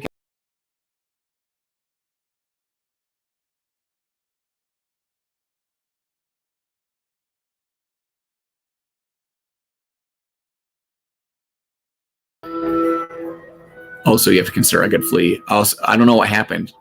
The thing crashed. I'm back. Don't worry. Share. Oops. Oops. Oops. Yes, just use both skills. All right, let's do it. We're going to risk the biscuit. Here we go. Fall waste. A noxious gas emanates from the ground, staining your clothes and hair with its scent. This is the next zone. Used to it, but I opened up a zone. something has gone very. Suck it, Web3. I opened up the fall waste, dude. Do you hear what I said? You can open zones propagating, baby. Woo, I wish Deltoid was here to see this. Legendary. 3rd tile, baby. All right. Oh, can I get healed? All right, what should I do? Bro, what if this heals me? What if this heals me? Don't go through there, you'll die. Yeah, on that one I will. Suicide mission. The travel tile, I found it, baby, on this dude, Grady. Whenever I go on stream, stuff happens, baby. Epic things, right? This is like pit of despair level type stuff. All right. Eat, eat, eat. Eat the berries. I healed 15%, baby. All right. We went up to 44%. So I should not go in the fall waste to travel tile. So that brings you into the next zone. We're going to stay in this zone. Oh, the Beastmaster. All right, Beastmaster, you son of a bitch. This is gonna be over real. I cannot persuade right now. Let's use the projectile. Give me 10. Give me 12. 1, bro. This is going to be rough. Here we go. No! In your dream. We both missed. Dude, this is edge of my seat right now. No, don't hit me. Better than an accident. Ooh, 1. 13, baby. Yes. Yes. 13. Shadow, come here. Shadow came over here. She wants to help. Shadow's here. She wants to help. She's here. She wants to help. She's like, I'm going to bite that monster for you. Bite, bite, bite, bites. Bite, bite, bite, bites. All right, Shadow, let's get this monster. Let's get it. All right. Here we go. Resolve. All right. It's down to 12, baby. Let's go. Oh, no. Don't hit me. 3. Missed them. Let's go. We can do it. We can do it. 10. That's. Oh, no. We don't want that. 0. That's good. Let's get them, Shadow. 8. That's good. They only have 4 left. Ooh. No! 12. This is not good. Come on, let's go. Hit me. Let's go. We can get him. We can get him. Yes. He's dead. No loot. All right. Well, we barely made it out of there, guys. 7 HP left, bro. Can you see that? I thought about using the other skill, but at the same time, when I had 30 some HP left, I was like, what if I one-shot kill him and I could fight another monster? But that might have been bad too. You know what I mean? The thing is, he tricked me in the beginning. In the beginning, he wasn't that good. He was hitting me for 1, 0, missing. Then all of a sudden, he started hitting me for like 12. Dude, that's what you have to understand this game. This game tricks you. It sucks you in. And it's like, just pet me. I'm just a little doggy. And then the doggy's like, bite, bite, bite. Bite, bite, bite, bite. Bite, bite, bite, bite, bite, bite. You see that? That's what this game does. Shadow. I know all about that and those animals and those beasts and what they do. All right, here we go. She's probably hungry. Shadow's probably hungry after all this fun that we've been having. All right, so we have to get out of here now, right? Because I can't heal in here, right? Is that correct? I can't heal in here, so I got to get the heck out of here. So we got to go back this way, right? Let's go heal. How much should I heal for? Should I heal 100%? Probably, huh?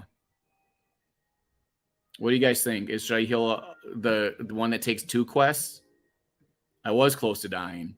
At first, I thought I was going to get out of there scot-free and be able to fight another monster, like easy. And then the next thing you know, just wiping the sweat off my brow, right? Go back. But I should heal for like 100%, right? Because that zone's tough. 100%, yep. That's what I thought. Thanks, Grady, for your help, buddy. You're giving me some of the alpha here. Let's do that. That's the stuff. Let's get out of here. And I don't need to do anything here, right? I got all my skills. I've only got 1 skill left, all right? So keep that in mind. And I can't level up yet, so let's get out of here. Let's always double check your inventory. And make sure you have everything equipped. And make sure you have everything. I have a D10 weapon, which is good, which is equipped right there. So just make sure that, right? Let's go into this mysterious forest and let's adventure.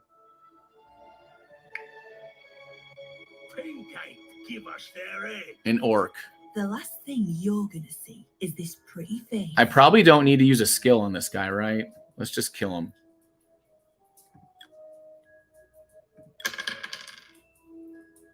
Four.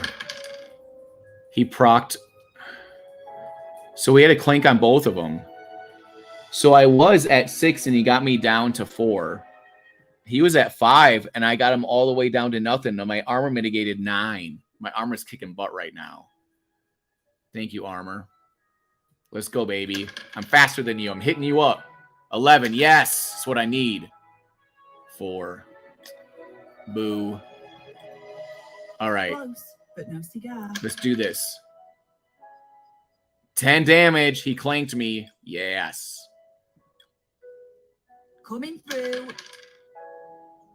10. He's dead. Loot. I got nothing. Damn. All right. So I only got 3 quests left. We're just going to go for it now. Sure you want to fight me? Let me check your comments. 100%. This is going to be over real quick. Oh, a mischievous fairy. This is fun. I'm going to screenshot this. This is fun. This fairy. Nice looking fairy. Thirst trap in the house. 18 hit points. I wonder what the fairy's going to do with its 18 hit points. 4. Okay. Is it really hard? Do you think the fairy is like the deer, like how it dodges, has a lot of dodges, a lot of charisma and quickness? I'll tell you that. Watch me slice and dice. Come on, get him. Oh, they missed me. This is good. Okay. Can I get now 2? Can I 2 hit you? Close, but no cigar. Can I hit you for 11? The faster I kill you, Roll for the 11. faster I can take a break. Arch. Arg. 3.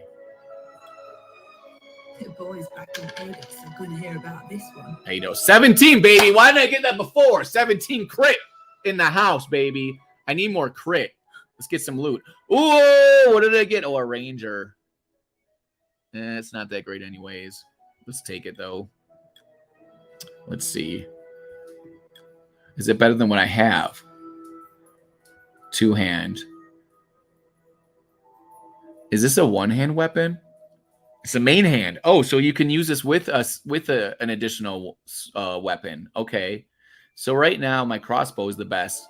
I don't have an offhand weapon. Let's just double check. I do not have an offhand weapon. I got a mage two-hand weapon, two-hand, ranger main hand weapon. Don't have an offhand weapon. All right. No, don't. I wish I could get one. Fairy is easy. Now I just need the offhand one. The fairies are pretty easy, okay? It's like Tinkerbell up in the house. All right, I got 2 quests left. Let's kick some butt. Damn, Lich. Hi, Charisma. Should I use a skill on this dude? Hey, Grady, is he one? You're sure that's not better? Let's look again. This is a one-hand weapon. It gives me 3 hit points, but it's only damage 8. This gives me, this gives me up to 10 hit points. 1 to 10. This is 1 to 8. So it adds 3 hit points onto my character, but I think I'd rather have the crossbow. Yeah.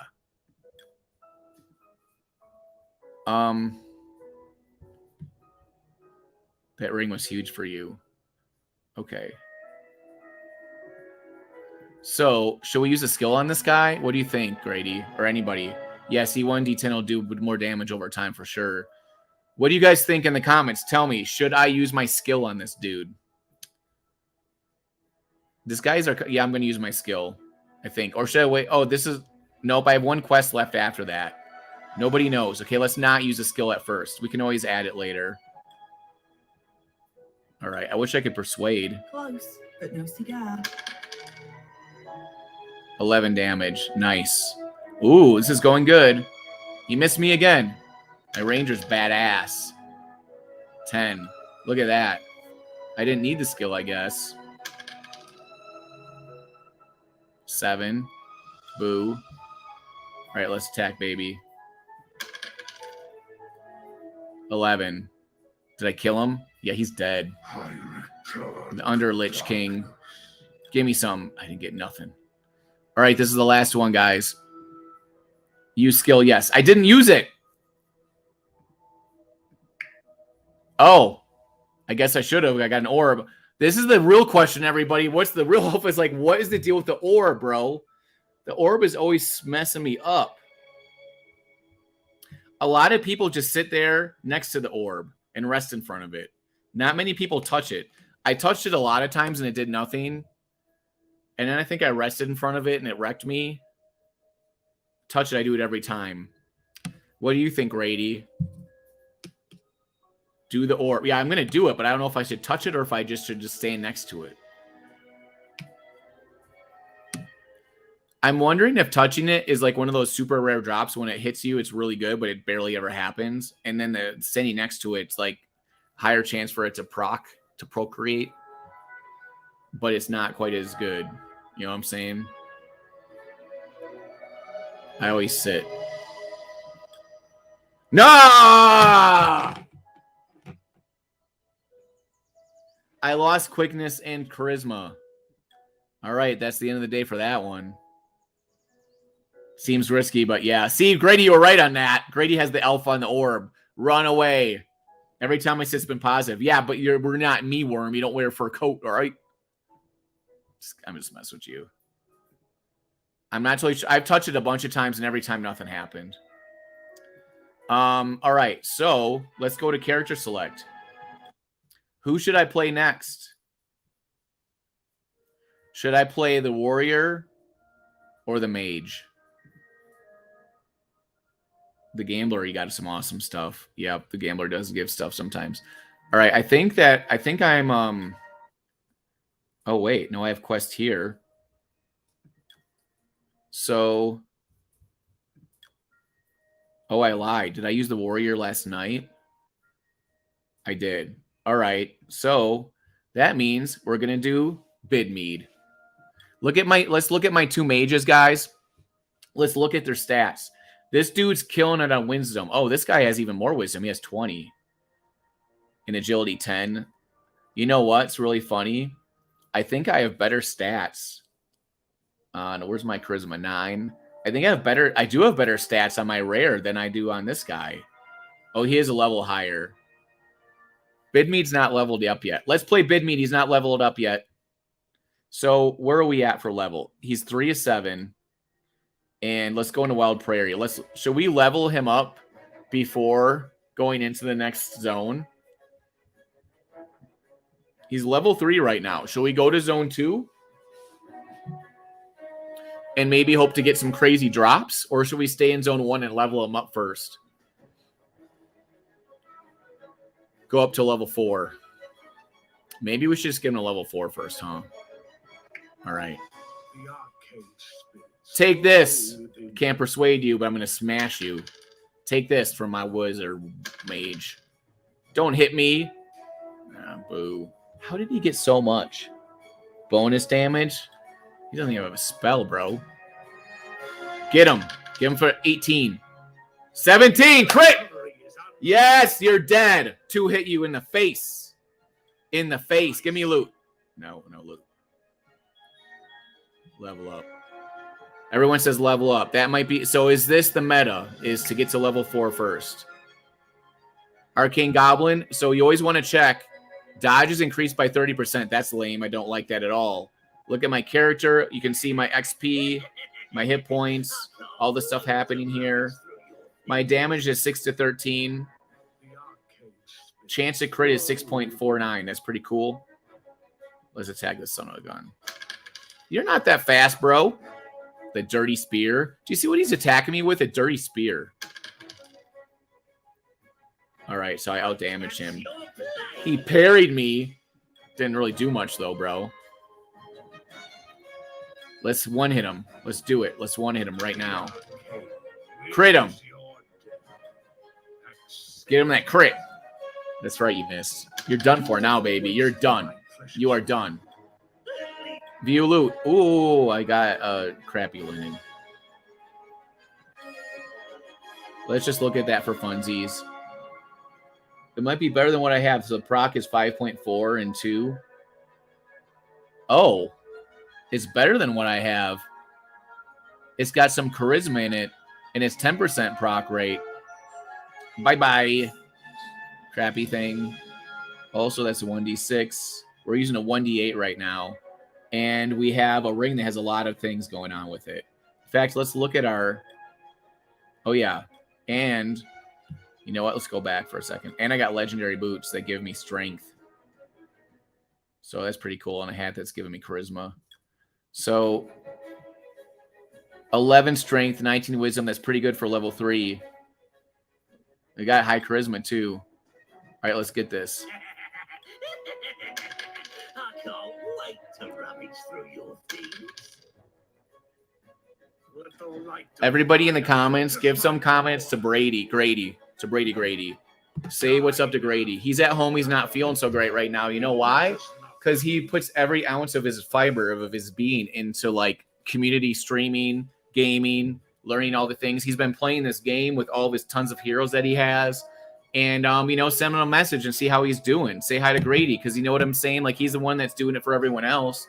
He's the one that's giving out all the love and attention and good feels to everyone. So everyone give him some back, baby. Give him some DMs and stuff. You know what I'm saying? Give Grady some love. Give it to him. Grady, you the man. There we go. Great. You know what's funny? I literally tweeted him this today. Grady, tell people I'm telling the truth. Show him my tweet. I mean, my text messages. I said, take a few days off, bro, and eat some vegetables. I literally texted him that today. Do you even live, bro? Dude, Grady, vegetables and sleep. It's funny because whenever I'm not feeling great, I'm like, I'm going to go to the store and get some vegetables. Maybe I'll just steam up some vegetables. Okay? Man, I'm about to pass out in this jacket too. Okay. It matters not to. He's dead. No loot, bro. All right. I'm really close to leveling. This is the last one. So, see how I'm smart and I check things? Dude, literally deadly increases by 30% charisma, quickness, chance to hit, chance to dodge, and chance to crit. What? Should I use a skill on this son of a gun? Dude. Dude, this is... I think that look Loot is liking. Have you shared yet? No, I have not shared. Yeah, veggies. Grady loves the veggies. Let's just attack. Let's see what happens. I haven't gotten a persuade yet, it looks like. Oh, that's not good. 7 damage, dude. This guy is not good news. We're using the skill right now. Actually, I should have used my dodge skill, maybe. Dude, I don't like this guy at all. I'm going to end up having to heal. He's not even dead yet. Come on, don't dodge me. Your recovery is unlikely. Let's go. Let's get him. Give me 10. 8. Dude, really? What?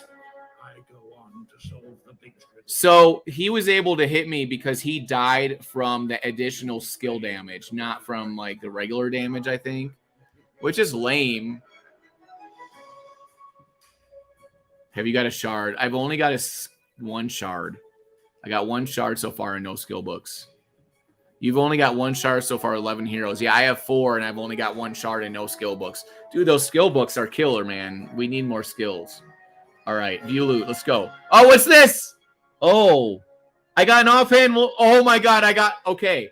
I got an offhand weapon for my ranger, dude. Should I set, and it's a mythical. Should I send this to him? Do you think it's worth it, Grady? All right, take all. Let's go back and think about that as we level up.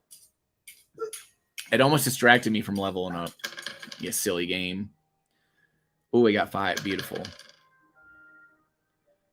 All right. Only 3. So this is a mage, so we want wisdom. We want strength, quickness. Let's give him some agility maybe so he can dodge stuff. Let's do that. All right. So we leveled up. That wasn't the greatest level up. The roll was kind of lame. All right. What is the dice roll? Just bought my 4th hero. Let's go, Worm. Let's go, baby. Let's go. FL. Let's fucking go, Worm. Put that in the shared. Yes. All right. Let's do this. Shared stash. Inventory. Mythical. 1d4. Dude, I found this in zone 1, bro. Right? Move to stash. Oh, wait. Did that not take up? Did that take up my quests? It doesn't take quests just to look at the stash, right? It's there. Did that take? It didn't look like it took my quest up. Am I wrong? Did I mistake? +4 to agility is amazing. Yeah, for my dude, it is. Yeah, 1d4 is that low for an offhand though? Yeah, that's the weapon I just got. I just got that loot right now on stream. Did it take it away? Did it take those 2 quests away from me? I guess it did. All right, so let's look at my hero. So should I heal him before going into zone 2? I probably should do a heal, like one of these. All right, now let's look at this son of a bitch. All right, he's pretty much full. Let's look at the inventory. We got all of our stuff going on there. We got all of our skills, as many skills as we can get. No, we can get another skill.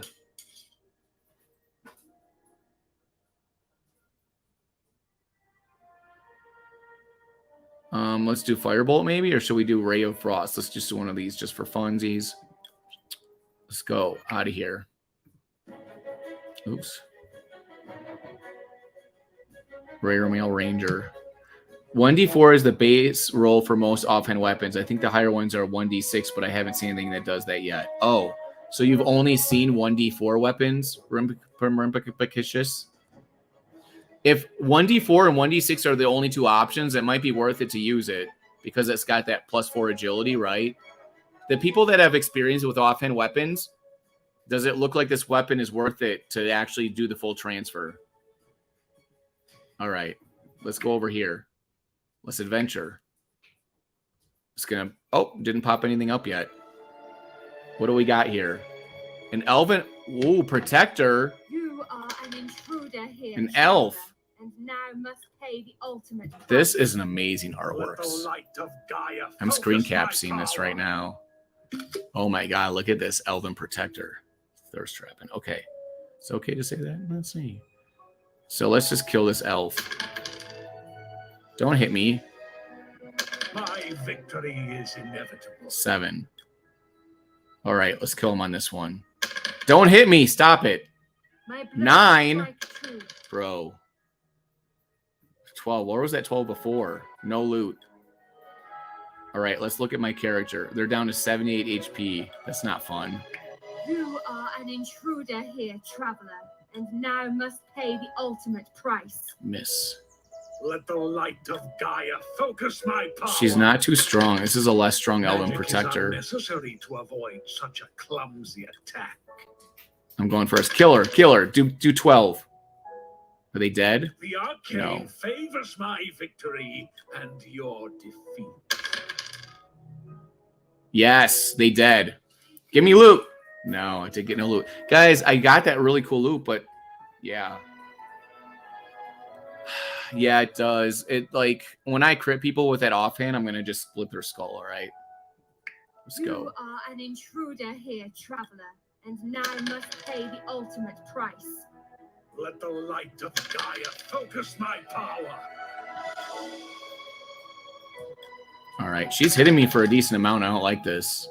That's better. The magic Crit in the house. Your doom is assured. Yeah, I know. It's gonna hit for 10 now. Miss. I don't like that. 2. Die now, or die later. You dead. Clinky clink. Still no loot. Guys, what's the deal with me getting no loot? I got loot like 1 or 2 times so far. For sure. This is really interesting. Grady, I hope you're enjoying this as much as I am. No! You sickly, though. Damn lich. Charisma is reduced by 30. What the hell does that? It's not even helping me. I can't persuade. Should I use a skill? Yeah, I'm using a skill. It lowers monsters DTH by 30% for 2 rounds. Which one should I use? Let's try this Ray of Frost. Ray of Frost. Lame. I missed. Oh, good. My armor. Let's hit for 17, bro. 11. Don't hit me, bro. 1. This is good. My victory is inevitable. 2. All right. I might be able to get him now. Give me 7. My precious time. 10. You're dead. Loot. No loot. Guys, I got offhand mythic, which is amazing. He's loving this. I want more loot also. This is so much fun. You guys, did you enjoy Deltoidpunch on this stream? So I think this is what we should do. Anyone that comes on the stream, especially starting now, we should do something really cool for them. Like, can you guys right now in the comments, I don't know if the actual comments for the video are available yet. I know the chat's there, but can you actually comment on the video? You know, that's separate where it shows it up in the regular comment section. Can you comment there and say some cool things about Deltoidpunch and the things that you enjoyed about him being on the show? That would be really cool. Because let me tell you something right now. Those are the things that really matter, all right? That really gets you right here. You know what I'm saying? It was amazing. So that's the chat you're in right now. But the comment section, you know, that's below the left part of the YouTube. Can you do that while we're live? Can you can you go in that, not the chat, but the comments, that part, right? And write something really cool. And if you're really feeling zealous, comment something really nice and tag them on the tweet. I'll put the tweet right here for you right now. Let me find this tweet that you can see Deltoidpunch in the tweet. You know what I'm saying? Like, look at this. Oh, so they're not available till later. All right. So you can't do that now, but you'll go to this tweet and comment and tag him and tell him how awesome he is and say something about his appearance here that you really liked. Yeah. So you can't comment until it's over with, but Go to this tweet right now, click on it, have it pop up, and write something and take Deltoidpunch. I think you just spell out Deltoidpunch and it comes up, and be like, tell him why you really liked him being on the show. Tell him why. That would be great. He was really excited to be on this show, guys, and stream. And he told me so many nice things. He was like, I really love your streams and blah, blah, blah. And Blow, do you know how good that made me feel? Like, for real, do you know how good that made me feel? So now, like, it'd be really great if we can make Deltoidpunch feel that love for him. You know what I'm saying? Because he came on the show. It's not always easy to do. You got to take time out of the day and to be in public. And that's the thing is a lot of people are afraid to come on live streams because they don't want to be in the public eye. There's a lot of pressure, whatever. But, like, you know what I'm saying? Tier, all right? So, let's go quest. We got 3 left. We got this dude, 63 HP left. Oh, I do have a spell book. I have an unidentified skill. Dude, I have a skill book. So, wait, what do I do with the skill book? Don't I put it in my wallet, or I have to camp to do that, right? Okay, so don't die because I have a skill book. I forgot I have a skill book, guys. I know you guys. I hope you guys are on the Twitters commenting and doing that. In fact, I'm going to do it right now. I'm going to take the time. I'm opening up my Twitter. I'm going to go over to here and find that tweet. And I'm going to comment. We got 9 comments so far. This is great. Rempa can make Campacious, get good, all this stuff. Grady's tweet. What's your favorite? What is your favorite show, Deltoidpunch? What do you want someone to make their own machine stories within your world? Now, you guys, that was an hour ago. But the thing is, when you do this, thank you so much at Deltoidpunch. We'll spell it right. For coming on the show. Everyone is just loving it so much. The alpha and the good and the amazing work you are doing.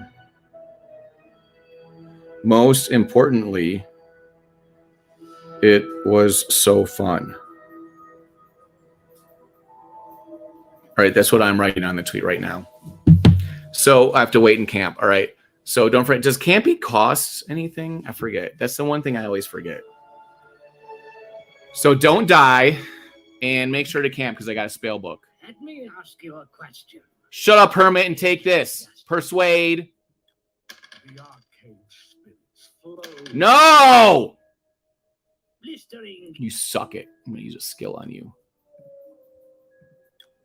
Firebolt. Hit him hard. Firebolt. Bam. Attack. I'm going to kill you. Eventually. Or now. 13. You know what I'm saying? Oh, and I got him for a 0. Huh. Miss! What is with this dude? I don't like this. Kill him. I still got 2 more questing quests. No loot. Have to go to the camp. Okay. I'm pausing just for 1 second. I'm going to check. Are you guys commenting on this tweets? This is the one thing that we need to improve is our engagement. You know what I'm saying? It's all about the Twitters. I know it takes time to do it, but we got to get, if you get in the habit of doing it, man, you just start commenting and doing it like crazy and it's so much. Crazy B says, I like Jam. The network is always watching. Thanks. What a good time, bro. Crazy B commented 4 times. Come watch the gameplay with a core team member as co-host. That's the older one. Very nice. Do we have any new to it? Where are the new comments? There's me from 1 minute ago. I'm going to be picking somebody from these comments to win some USDC, so you probably should do it. All right, Crazy Basement Life, thank you. All right, so let's go here and let's see. We got 2 quests left. I got 40 XP, so we're going to go. I can't even camp yet because I haven't found the camp, right? Is that how that works? Let me ask you a question. What is justice? Let the light of Gaia focus my power. Let's kill this son.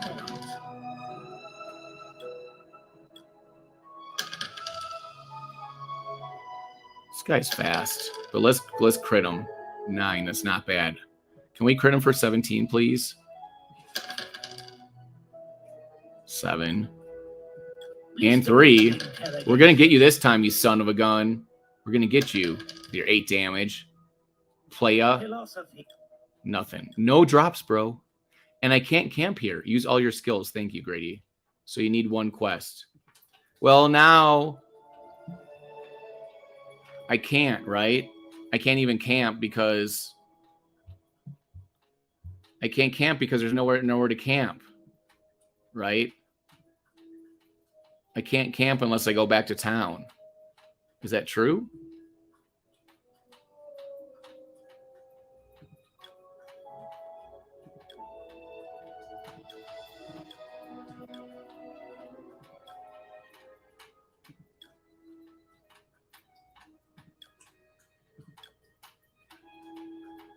I got a firebolt left.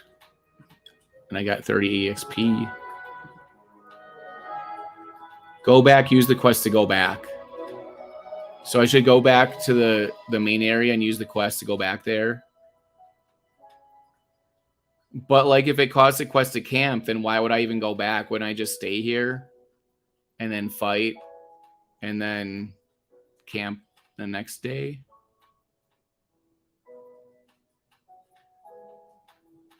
Because I need, don't I need to have a quest to camp though? Or do I not need a quest to camp? That's the one thing I keep forgetting about the game. It does not. Okay, let's go back.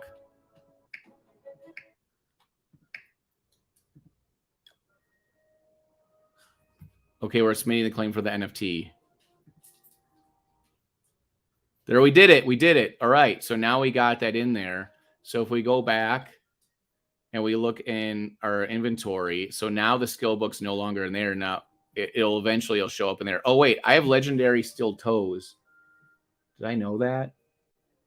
Traveling boots. Yeah, they're not as good. Crit rate goes up. This gives me 3 strength.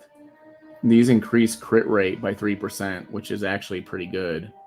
What do you guys think? Do you think this 3% crit rate is better than having 3 strength added? It actually might be. What do you guys think? We want to see what it is. Doesn't it take a minute for it to...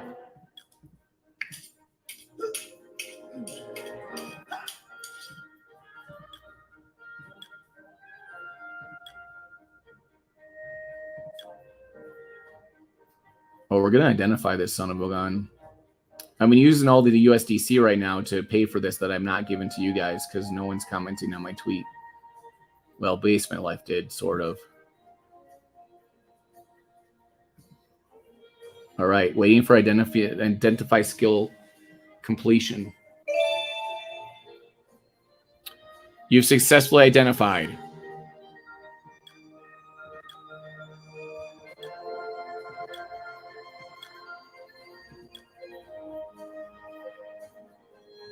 So what do I do now? 3 strength is better. So what do I do now? Does it take a while to identify it? Oh, magic missile.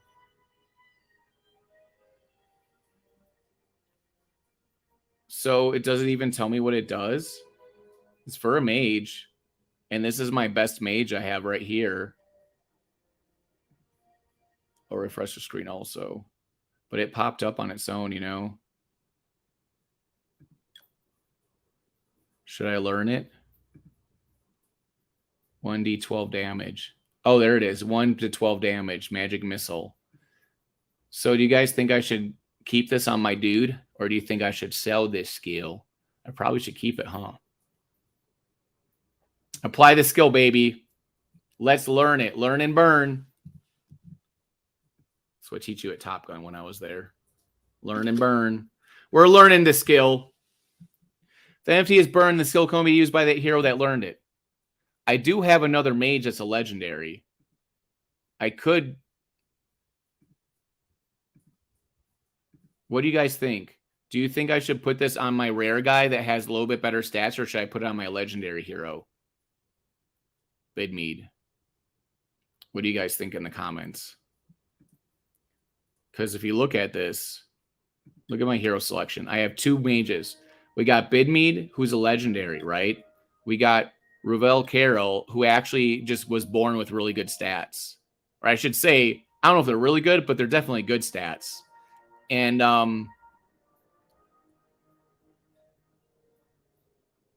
or wait, who was I playing with? Was I playing with Bidmead? I think I was playing with Bidmead. Yeah, that's who I was playing with, actually. Okay. So now that they're level 4, let's compare them. They're both level 4. But this guy's kind of ahead because I haven't even played with him yet today, so he's ahead of him. But agility, charisma. Yeah, this guy has got better stats here. Oh, wait. No, maybe we were playing with this guy. No, we're playing with Bidmead because he's got 6 XP right now. What do you guys think? Should I put in my legendary? Only the NFT drop rates, right? So I'm guessing I'm picking which of these guys is a bet. I want to put the best stats, the best skills on my best character, just to have them to be as best as possible. So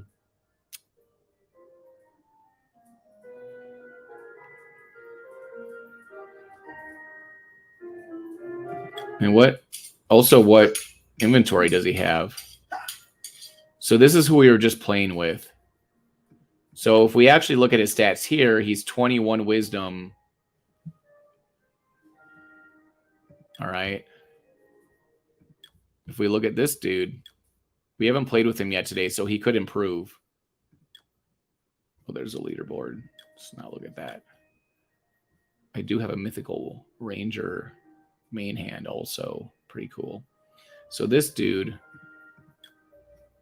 is actually 21 wisdom and 12 agility. So the rare dude has a little bit better stats. I guess over time, since they're pretty similar, it's not going to make a big difference, but I'm really not sure who to give it to. Do you guys have an opinion of which one I should give it to? The rare has slightly better stats than the than this guy.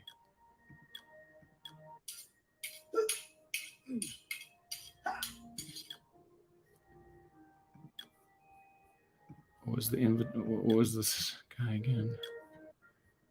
Inventory. Yeah, interesting.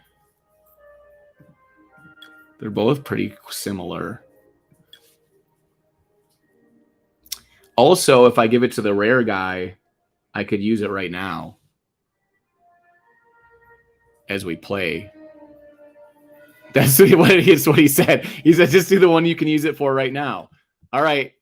Well, it's been decided. Adventuring Guild, LFG. Let's learn it. To the rare dude.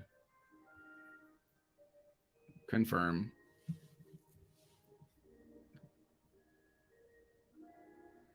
Skills successfully learned. Thanks, Deltoidpunch and D and all the devs for making it work. Whoa, did you hear that? It busted like an angelic sound at me. There it is. All right, I can equip 1 missile right now. It's going to let me. Let's refresh. Oh, there it is. It's equipped. I got a magic missile. What if I take this one away? Can I give myself another magic missile? Should I? Should I go 2 magic missile? What if I take one of these away and do one of these? So I can bring 3 skills with me? Let's go.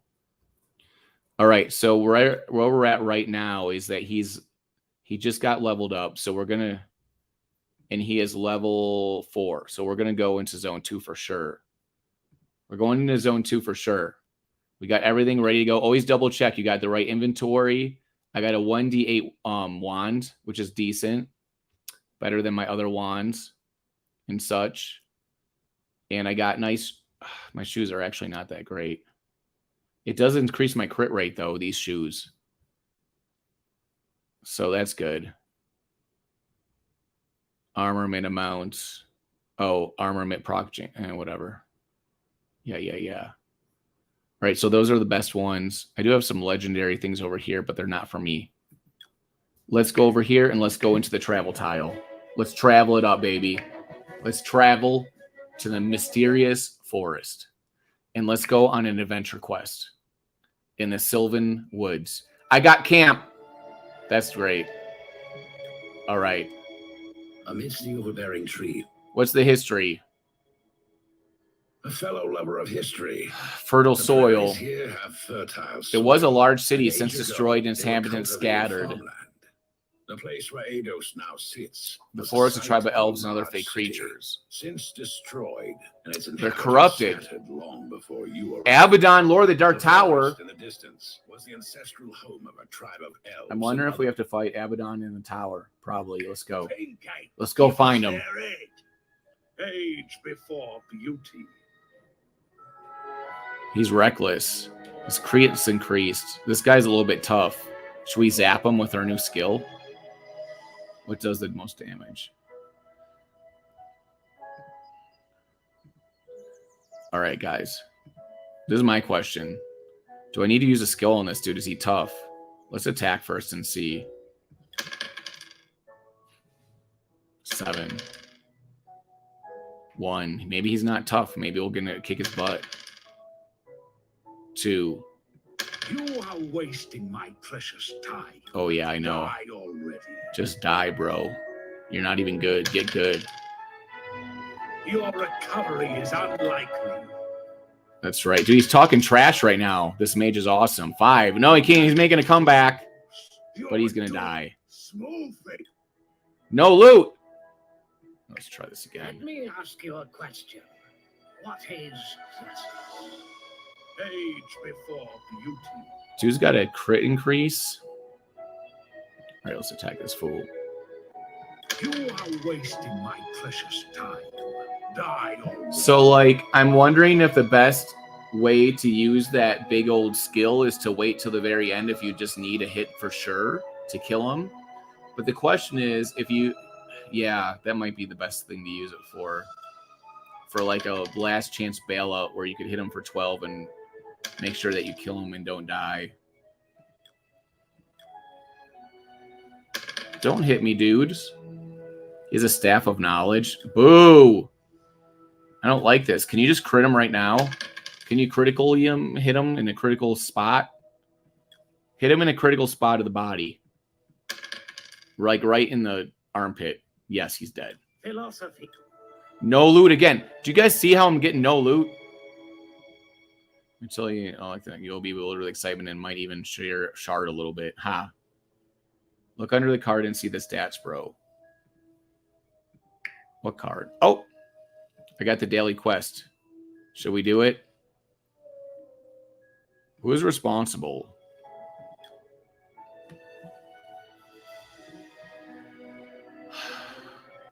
Abaddon, the Lord of the Dark Tower, is at least partially responsible. There are others, but our investigation is still uncovering information. Abaddon and likely others have crossed lines that should never be crossed. Oh, they crossed lines. Daily quest time. Ooh, look like a tasty This guy's not easy. We're using a skill for sure. Gaia, focus my power. Ray of Frost. Let's kill this dude. Crit, crit, crit. I critted for 13. Oh, I mitigated his damage. So I got 13. And my armor worked that time. All right, bro. This dude's tough. The arcane wills your death. Accept it. 13, not bad, bro. Wrecking this fool. Don't miss. We both missed. Okay. Wow. My victory is inevitable. It is now, bro. We're going to wreck this fool and kill him right now. The arcane wills your Yes. We did it. All right, what are we going to get here?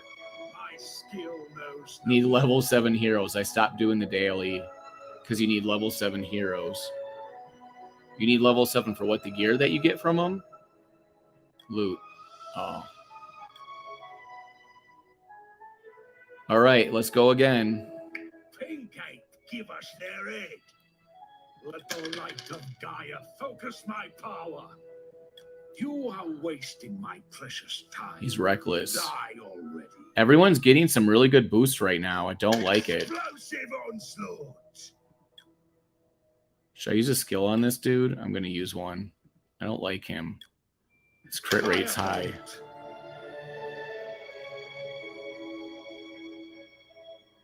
There we go. Take that, fool. I'm going to kill you now.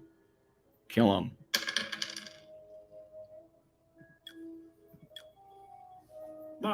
Die right now.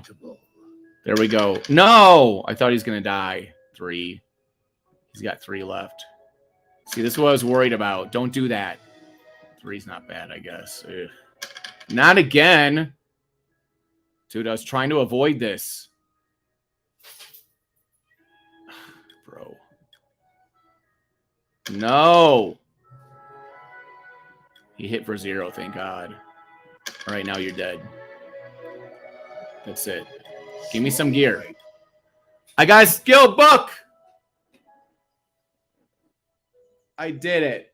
I got a skill book, dude. Your dude must be jacked. Yeah, he's jacked up with the skill book. All right, we got the loot. So where are we at right now? We don't want to die. We can still fight another battle. We found the foul waste. Should I touch the orb? Let's touch it. Nothing happens as usual.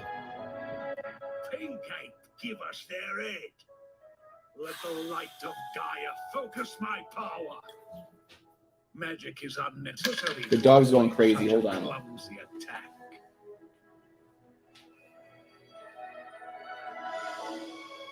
Why are you doing this? You could just get out of there. Are you hungry? Your food's right here. Look. You guys, I'll be right there. I just gotta give the dog a food.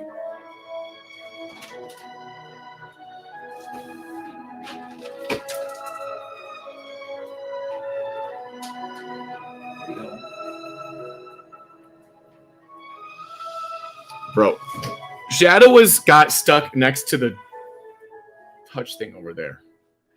All right. Can we crit this dude right now? Let's crit him. 10 damage. No damage. All right, we're going to get him now. No, don't hit me.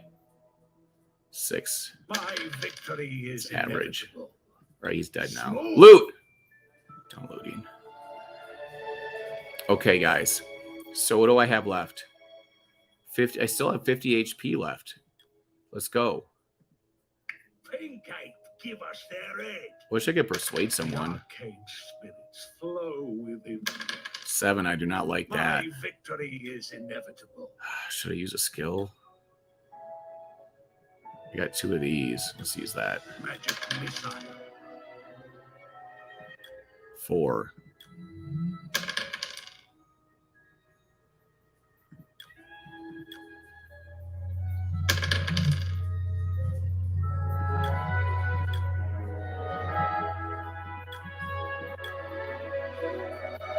Die now or die later. It matters not to me. That's right, bro. You're gonna die this time. I'm gonna hit you. I'm gonna crit you right now. Dang it. Die already. I know, die already, bro. Don't hit me. 2. Really? Why am I missing so much? I don't like that. Dude, I'm getting killed by this fool. Explosive onslaught. It's taking a second for this thing to load. Hold on.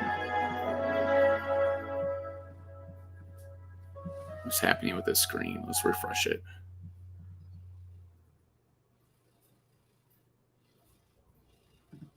There it is. Oh, great. He has 1 left now. You are wasting my precious time. Oh, now I hit him for 12. Oh, I got some loots. Do I get a good hat? I got a 2-hand Dragon Lance Ranger weapon. D10. Interesting. All right, let's look at this. Current hat has armor 2 and 1 strength. The hat I got now is armor 3 and 2 strength.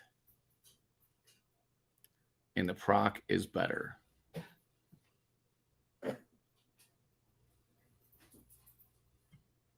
Yeah. All right. 1d8 wand. Got a ranger weapon. That's all right.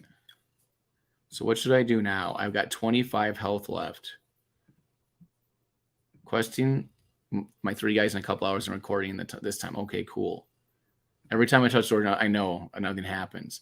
I think the middle one, it's likely for stuff to happen, and touching it, it's very rare for something to happen, but if it does, it might be really good. Like what if touching the orb could give you more quests?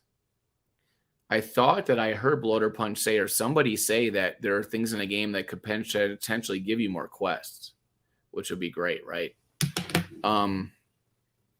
Just keep touching it. So I have 5 quests left. I think I need to heal, though, because I got a spell book, and I don't want to risk losing it. You know what I'm saying? Use the middle one. Let's see. We got to get out of here. We got to go back. Herbalist.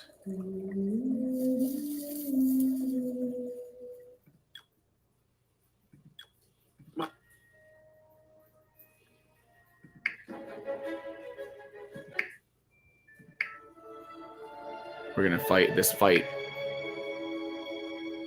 Are you sure you want to fight me? Yes. The arcane streams flow within me.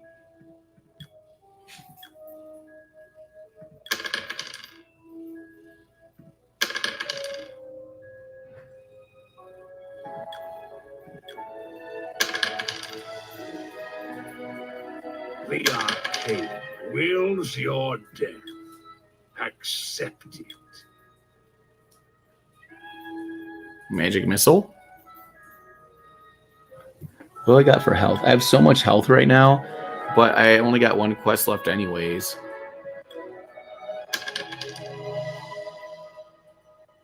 Die now or die later.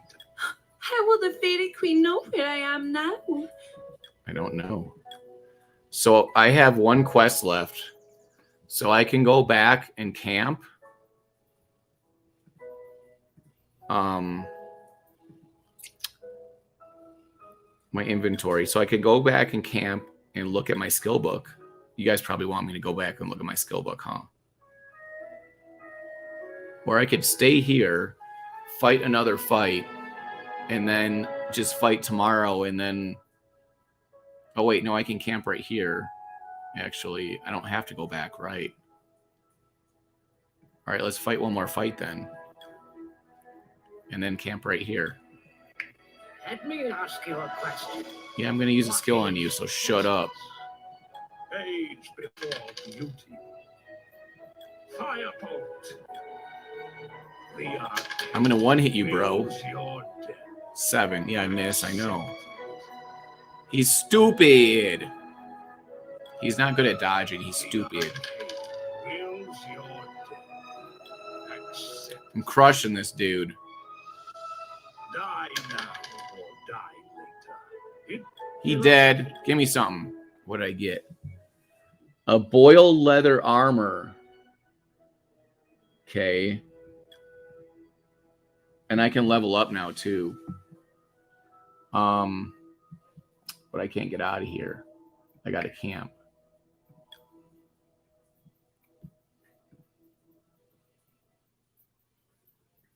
All right. So what was I using this dude? No. I was using this dude. So I'm here right now. I have the ability to level up, so I have to go back to do that. And I can do that when it refreshes. Let's look at the inventory of what I got. So this is the hand-me-down leathers. Got me 2 armor. That's it. This guy gives me 3 armor and 1 quickness. And the proc rate's 10% for this one, only 5 for that one. That's nice. So all that's been upgraded. Also, I got the 2-handed thing. Okay. So very nice. Very cool. Is that everybody? Did I quest everyone? I think I did. They're all out of quest.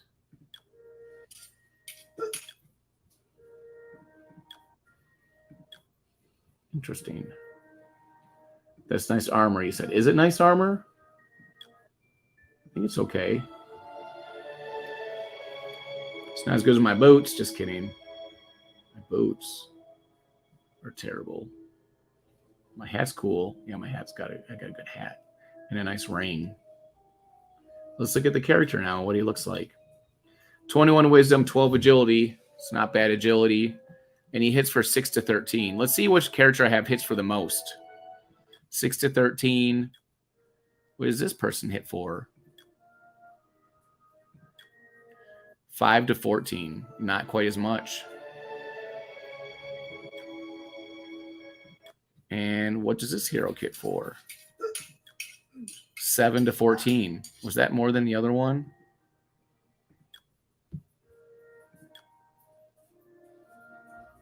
This one it might hit for the most. 6 to 11. Nope, does not hit for the most.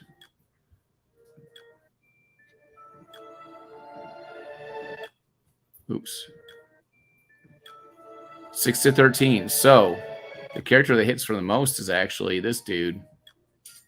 The one I did not give the skill to. Hits for 7 to 14. Pretty cool. Okay, guys. This is a lot of fun. We did all the things. We streamed for 2.5 hours. We did most of my characters except for the warrior. The ultimate warrior that I got. It's a lot of fun. Do you guys have any closing thoughts? Let me look at the tweet and see if you guys commented on that tweet. I need to have like at least 10 comments on that dang tweet, man. Let's see if you got... Oh, looks like we got a bunch more comments for Deltoidpunch. Where did that tweet go? It ran away on me. There it is. All right. Let's look at this tweet. Beware chunkers. Is it just crazy be adding tweets to this? Yep. Best tip is get good. Hope wrote a comment. But I want you guys to go on this tweet if you can. It's there in the comments there. Just scroll up a little bit. I'll put it here one more time. And say something nice to Deltoidpunch so he'll see it. And during the stream, I forgot to post it again in the Discord. Usually in the middle of the stream, I want to do that because I haven't even been looking at what's going on in the Discord. Probably should. Because people are saying stuff. Let's go and see what's happening, what people are saying. Autistically, epic loot. I got a skill book too. I got 2 skill books so far. So far. 1 shard and 2 skill books.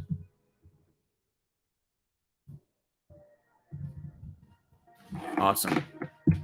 Okay, guys. So today, our winner is going to have to be Crazy Basement Life because no one else is commenting on the tweet. I almost feel reluctant to even. Oops, I'm in the wrong thing.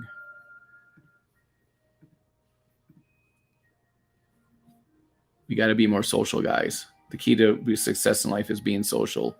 So I'm going to give $5 in it right now because that's the level of participation we're at. When we get a big participation and lots of comments and retweets on the tweets and people on the streams will be doing bigger giveaways. And I'm actually talking to the team about doing some big giveaways on the streams, all right? For me and Grady and everything, yeah. Okay. Make me say, yeah, you're the winner, Crazy Basement Life. You won. Crazy. And you can make a tweet about it so people can learn how to Twitter. Crazy, you won. Congrats. It's only $5, but it's more than you had the other day, okay? And you can pay for all the skill books that you're finding. All right? You know what I'm saying? We had a whole conversation on Tweet about F-handed weapons. Yeah, but what I told you guys to do is comment above Deltoidpunch. Goodness. Following simple instructions. Okay, guys. We had a lot of fun tonight. Screen names you can't read. You know what? Ripcanicious. Yeah. How do you pronounce this? Ren Pen Acoustics. This is a thing, Ren Pen Acoustics. I have a degree in English literature. You put almost anything in front of me, including like Old English, and I can probably read it and speak it, okay? Oh, right. It did say that, actually. That's right. I changed it, okay? I'm the person giving out $5. I changed it because barely anybody commented that either, okay? But then you had plenty of chance to comment and thanking Deltoidpunch, but nope. Acoustic guitar. But what does Ren Pen mean? Like you have a Renaissance pen? You're like a big fan of like renovating pig pens and like making them acoustically sound? Do you have a Renape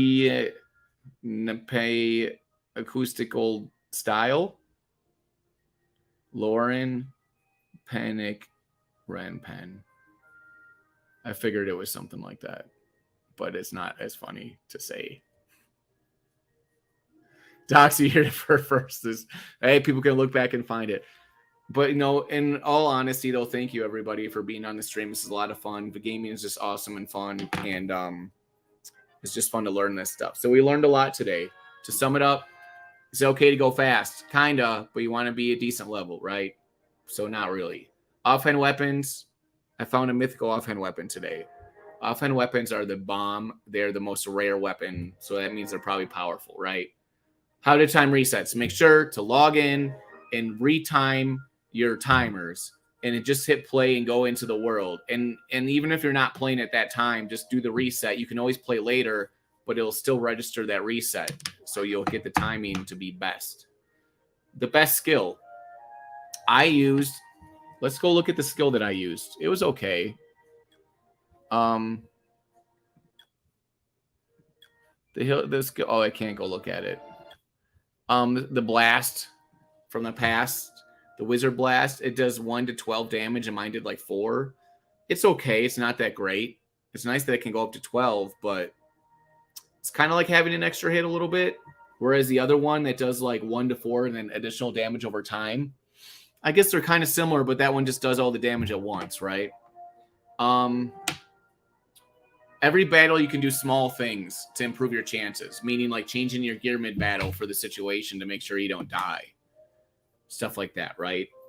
And don't hurry back. You will not discover new titles.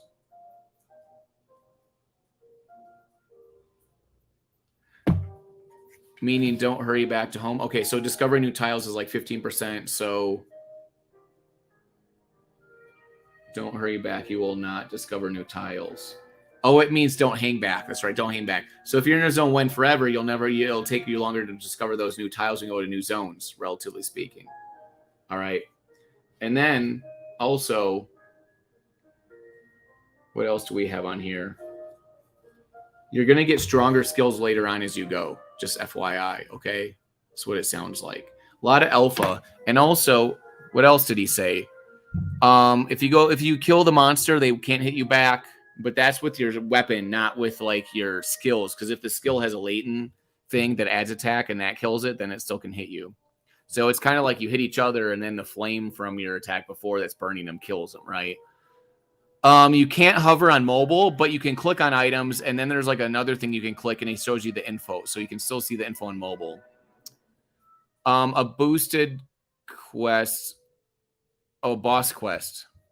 The boss quest gives you guaranteed loot from your class.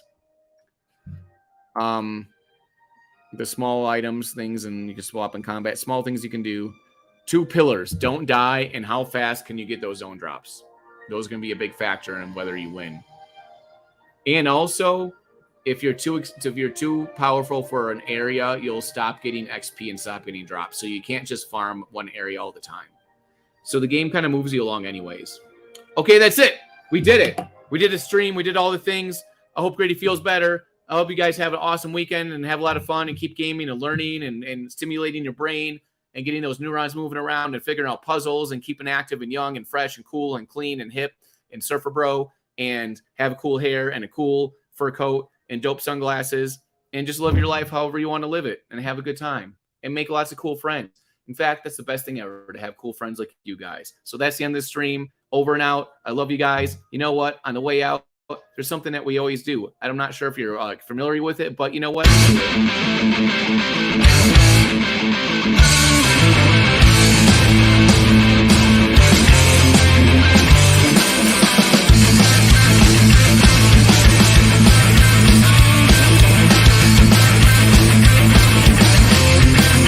Welcome to Drake. Hey, one moment. So Grady just said that Adventure in the Five Kingdoms is streaming right now on Dragon's Crossing. Grady, do you have a link? Is it in the Discord? Can you drop a link to it right now? In fact, I'll go look and see. Oh, I found the link. Copy link. Boom. I got it. Here we go. You guys see the link? Everyone, let's all go over there. You know what I'm saying? Go over there now. Go!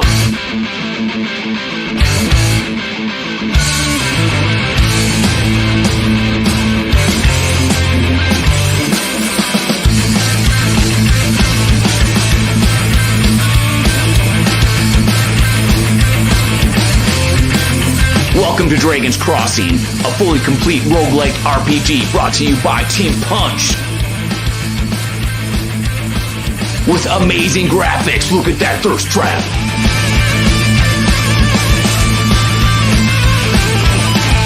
Immersive environments with booming voiceovers and cinematic soundtracks.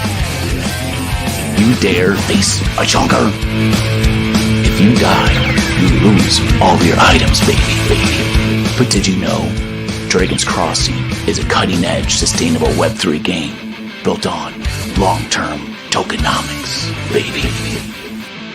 Dragon's Crossing. Will you survive? Dragon's Crossing. Let's go!